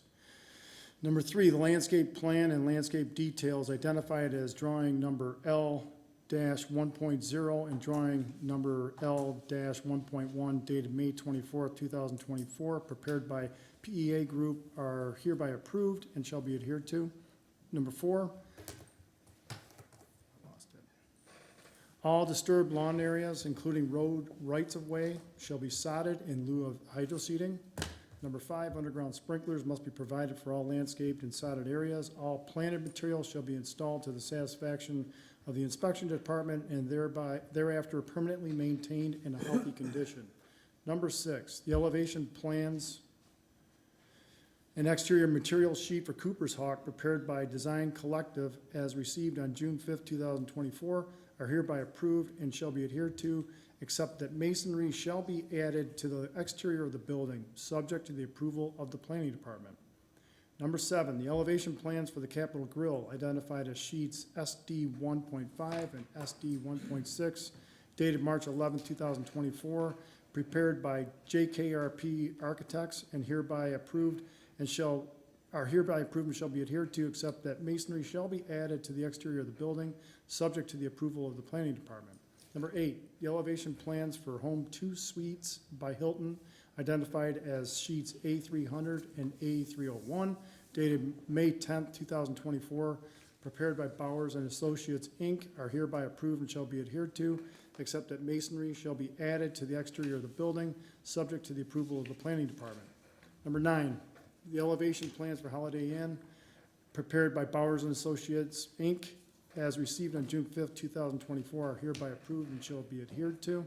Number 10, all rooftop mechanical equipment shall be concealed from public view on all sides by screening compatible with the building's exterior materials in character, material, and color. Number 11, the walls of the refuse enclosure shall consist of materials that complement the building. The enclosure gates shall be solid steel or durable, long-lasting solid panel fiberglass. Number 12, all pole-mounted light fixtures shall not exceed 20 feet above finished grade and shall be aimed and shielded to minimize stray light trespassing across property lines and glaring onto adjacent properties and roadways. Number 13, only conforming signs are approved with this petition. Additional signs shall be submitted for review and approval by the Zoning Board of Appeals. Number 14, no exposed LED light bands or neon shall be permitted on this site, including but not limited to the buildings or around the windows. Number 15, the specific plans referenced in this approving resolution shall be submitted to the inspection department when building permits are applied for. And number 16, under section 13.13 of the Livonia zoning ordinance as amended, this approval is valid for 1 year only from the date of approval by the city council. Unless a building permit is obtained, this approval shall be null and void at the expiration of said period. Is there support? I'll support. There's a motion on the floor to approve, made by Mr. Bonjero, supported by Mr. Ventura. Is there any discussion? Mr. Chairman, if I could just, point of clarification. Sure, Mr. Tormino. And this is really for the benefit of the petitioner. Number 14, which states no exposed LED light bands shall be permitted on the site, including but not limited to the buildings or around the windows. So we noticed on the renderings a lot of accent lighting. That would be allowed as long as those light sources are not directly exposed. So any shielding or muting of those lights, downcast the type of lighting that I believe they intend to apply to those buildings should not be a problem. So I just want the petitioner to understand that the intent of that condition is not to prohibit the type of accent lighting that they're showing on those renderings. I appreciate that, Mr. Toromina, because we do see on, especially on Capitol Grill, there's a number of illuminated window elements as an architectural element, and Correct. those are indirectly illuminated or internally illuminated in some way that is not in keeping with, is not in opposition to what we're looking for in our approving resolution, which is those light bands and neon tubes, things like that are quite harsh. Hopefully the petitioner understands that. I do understand that. I have a different question for you relative to the motion. Okay, please, go ahead. So, and Mark pointed this out in his report, and I don't know whether it warrants a separate item or condition on the motion, but with regard to the parking, the parking does not meet the ordinance standards. We've provided additional documentation from ITE and ULI in terms of, different ways to look at shared parking. I didn't know since it didn't meet the ordinance, the letter of the ordinance, I didn't know whether that needed to be included in the motion, that you're approving what we've provided in the motion or not. Well, as provided in the motion, all spaces are to be 10 feet. Is that correct, Mr. Toromina, or? I didn't hear that in the motion. So. No, I don't believe we included that. I think Oh, what we sorry, I did was do. looking at the next petition. Sorry about that. No, so we referenced the site plan, and so approval of the site plan, I think, addresses the concern of Mr. Knowles. So the ordinance does recognize the other standards from ITE and ULI, so we can rely on those to establish our parking requirements. So there's no need for a variance, and I think that's reflected with the approval of the site plan as submitted and as referenced in the approving resolution, and the number of parking spaces that are shown on that site plan, and no other condition that would trigger the need for them to get a variance. So the parking you would satisfy the parking Okay. requirement. Thank you. with I this just plan. wanted to make sure we're all on Okay. the same page. Excellent. That includes Thank the 9-foot spaces for valet and employee parking and Correct. those types of things. Correct. Okay. Which the ordinance does allow. Okay, excellent. Very good. I'm glad that we Your clarified approval, that. Of course. Excellent. Very good. Thank you. Any other questions or comments on the motion, which is a motion to approve from any of the commissioners? If not, if the secretary is ready, please call the roll. This is, Bonjero. Aye. Mr. Ventura. Aye. Mr. Long. Aye. Caremagna votes aye. Chairman Wilshaw. votes aye, motion passes. We'll go on to the city council with an approving recommendation. We wish you luck on this project. Thank you for coming. Very excited about it. All right, next, we have item number 5. Petition 2024-06-08-03 submitted by True Credit Union requesting approval of all plans required by sections 3.11 and 13.13 of the Livonia zoning ordinance as amended in connection with a proposal to demolish the existing building and construct a new True Credit Union building with drive-through operations at 36525 Plymouth Road, located on the south side of Plymouth Road between Raleigh Avenue and Levan Road in the northwest quarter of section 32. Thank you, Mr. Secretary. Mr. Toromina. Thank you. The former Parkside Credit Union is now True Credit Union. This site is 1.28 acres with 145 feet of frontage on Plymouth Road, 385 feet along Raleigh. The property is, as you can see, divided into 3 zoning classifications. The north 150 feet is Zone C2, extending south of the C2 district for approximately 200 feet. The zoning is parking, and then the rear 35 feet of the property is zoned RUF, Rural Urban Farm. Along Plymouth Road, the surrounding properties are zoned C2. The existing credit union building is 1-story in height. It's about 4,000 square feet in size. It's located in the northwest corner of the property with access to both Plymouth and Raleigh Avenue. Parking is on the east side of the property, and the drive-up facilities are on the south side of the building. The proposal would move the building approximately 85 feet south of Plymouth Road and 15 feet east of Raleigh. The new building totals about 2,900 square feet, So the new credit union is about 30% smaller than the current building. The floor layout includes several private offices, lobby, kiosk, conference rooms, break rooms and restrooms, everything you would expect a full-service bank to have. The drive-through operations would be moved from the south side of the building to the east side. The number of drive-through lanes would remain at 3. There would be a canopy supported by masonry columns that would extend over the drive-up units.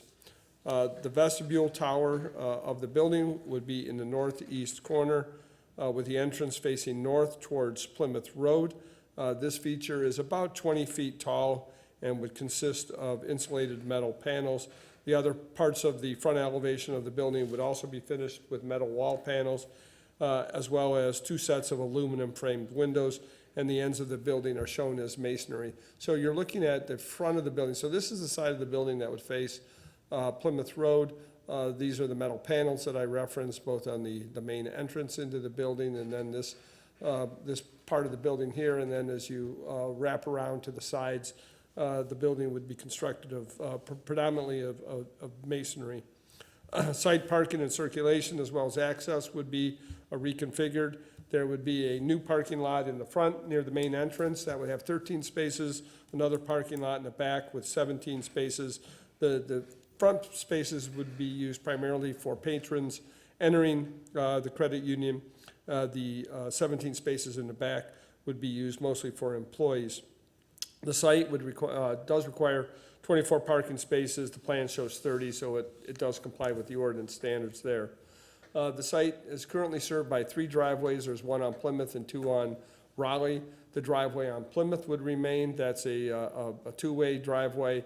And then the north driveway on Raleigh would be moved further to the north in order to provide a second means of ingress and egress to the front parking lot. And then the south driveway on Raleigh would remain, providing access to a second parking lot, mostly for the staff and drive-through facilities, as I showed earlier. So this driveway here off Raleigh is actually being moved from approximately this location to here in order to provide that second means of access to this customer parking lot. And then the other main driveway here on Raleigh at the south end is really going to be used to access the south parking lot for staff and also provide access to the drive-up facilities.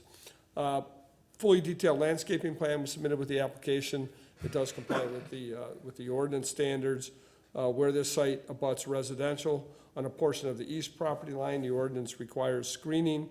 Proposed is a 6-foot-high privacy fence to the end of the parking lot, and then south of that, there is a natural area with trees that surrounds the stormwater detention basin.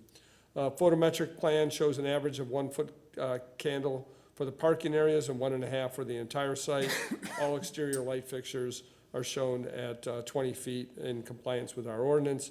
And then lastly, in terms of signage, the site would be allowed 1 monument sign, maximum of 30 square feet, and 2 wall signs, which would not exceed 66 square feet in area for the main sign facing Plymouth Road, and then a second wall sign would be allowed at half that area facing Raleigh or to the east elevation measuring 33 square feet. Correspondence, we have a letter of no objection coming from the Treasurer's Office dated July 3rd, a letter of no objection coming from the Department of Finance dated July 2nd. From the Inspection Department, their letter of July 9th reads, signage has not yet been reviewed. Any excess signage would require variance from the Zoning Board of Appeals. And 2, the proposed plan does not show provisions for a dumpster or an enclosure. Planning and/or City Council may wish to address this issue. That letter is signed by Jerome Hanna, Director of Inspection. A letter of no objection coming from the Traffic Bureau, signed by Paul Walters and dated June 25th. A letter of no objection coming from the Fire Department dated July 9th and signed by Brian Kukla, Fire Marshal. And lastly, a letter from our Engineering Division dated June 24th that reads, the existing parcel is currently served by public water main and sanitary sewer and storm sewer. The submittal indicates changes to the existing utility leads, but does not give any specific data as to proposed flows.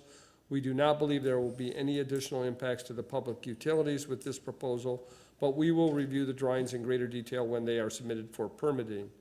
Please be advised that the project will be required to conform to the latest version of the Wayne County Stormwater Ordinance.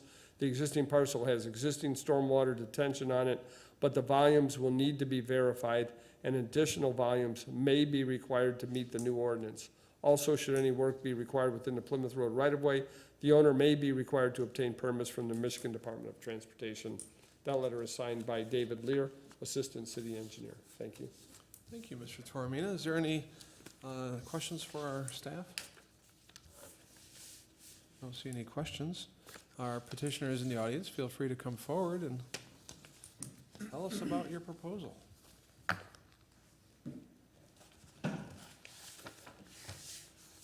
Good evening. Good evening. I'm Woody Isaacs, Viridis Design Group. I prepared the site plan. We have Spencer Lippert from Mayotte Group Architects. He's the architect for the project. Again, Mark did a tremendous job introducing the project. Don't really have anything to add.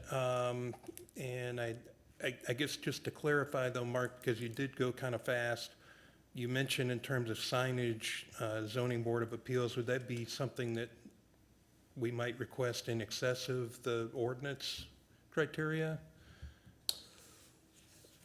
Well, we have not determined whether or not a variance is needed for the signs at this point, because we don't have enough information. Understood. And so as long as you can limit the amount to 66 square feet in the front of the building and 33 square feet on either side, there would be no need to go before the ZBA for that. Okay, thank you for that. So with that, we're happy to answer any questions, if there are any. All right, excellent. Thank you, Mr. Isaacs. Any questions for our petitioner?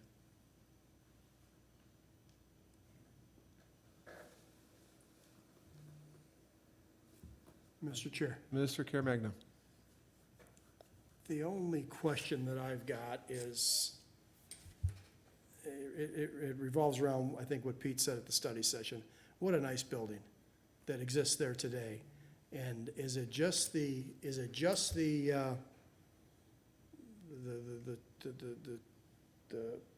true credit union's look that's looking to change, and that's the reason we're going to demolish a good-looking building and put up a brand-new structure? Well, I can't, I don't belong to the, the ownership group of the credit union, so I can't speak to all of their criteria, but I know that, the building has been studied. We know it's a sound building. It's a, it's a good building. I think there is an element of the brand that True would like to portray. The fact that the building is, zero setback, and the circulation within the site is not ideal currently. That's a factor. Spencer, are there other things that you could speak to in terms of the building? Yeah, our firm has looked at this building for the past few years, and we've been involved in a handful of renovations. We've tried our best to make it work for Parkside, but True's business model is a little different. The service structure that is being proposed at this branch is more self-service, and the existing layout, it's a very large building compared to what we're proposing, and overall layout interior-wise is counterintuitive to the existing building. Thank you. Thank you, Mr. Caremagna. Any other questions?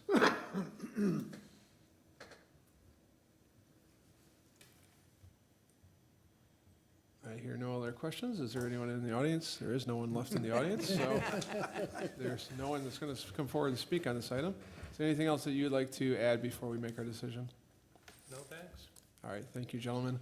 If there's no other questions or comments from any of the commissioners, a motion is in order. Mr. Chairman, Mr. Ventura. I'll offer an approving resolution. The request to construct a new True Credit Union with drive-through operations at 36525 Plymouth Road is hereby approved, subject to city council approval and the following conditions. Number one, that the site layout plan identified as sheet C2.0, dated June 12, 2024, prepared by Mayotte Group Architects, is hereby approved and shall be adhered to.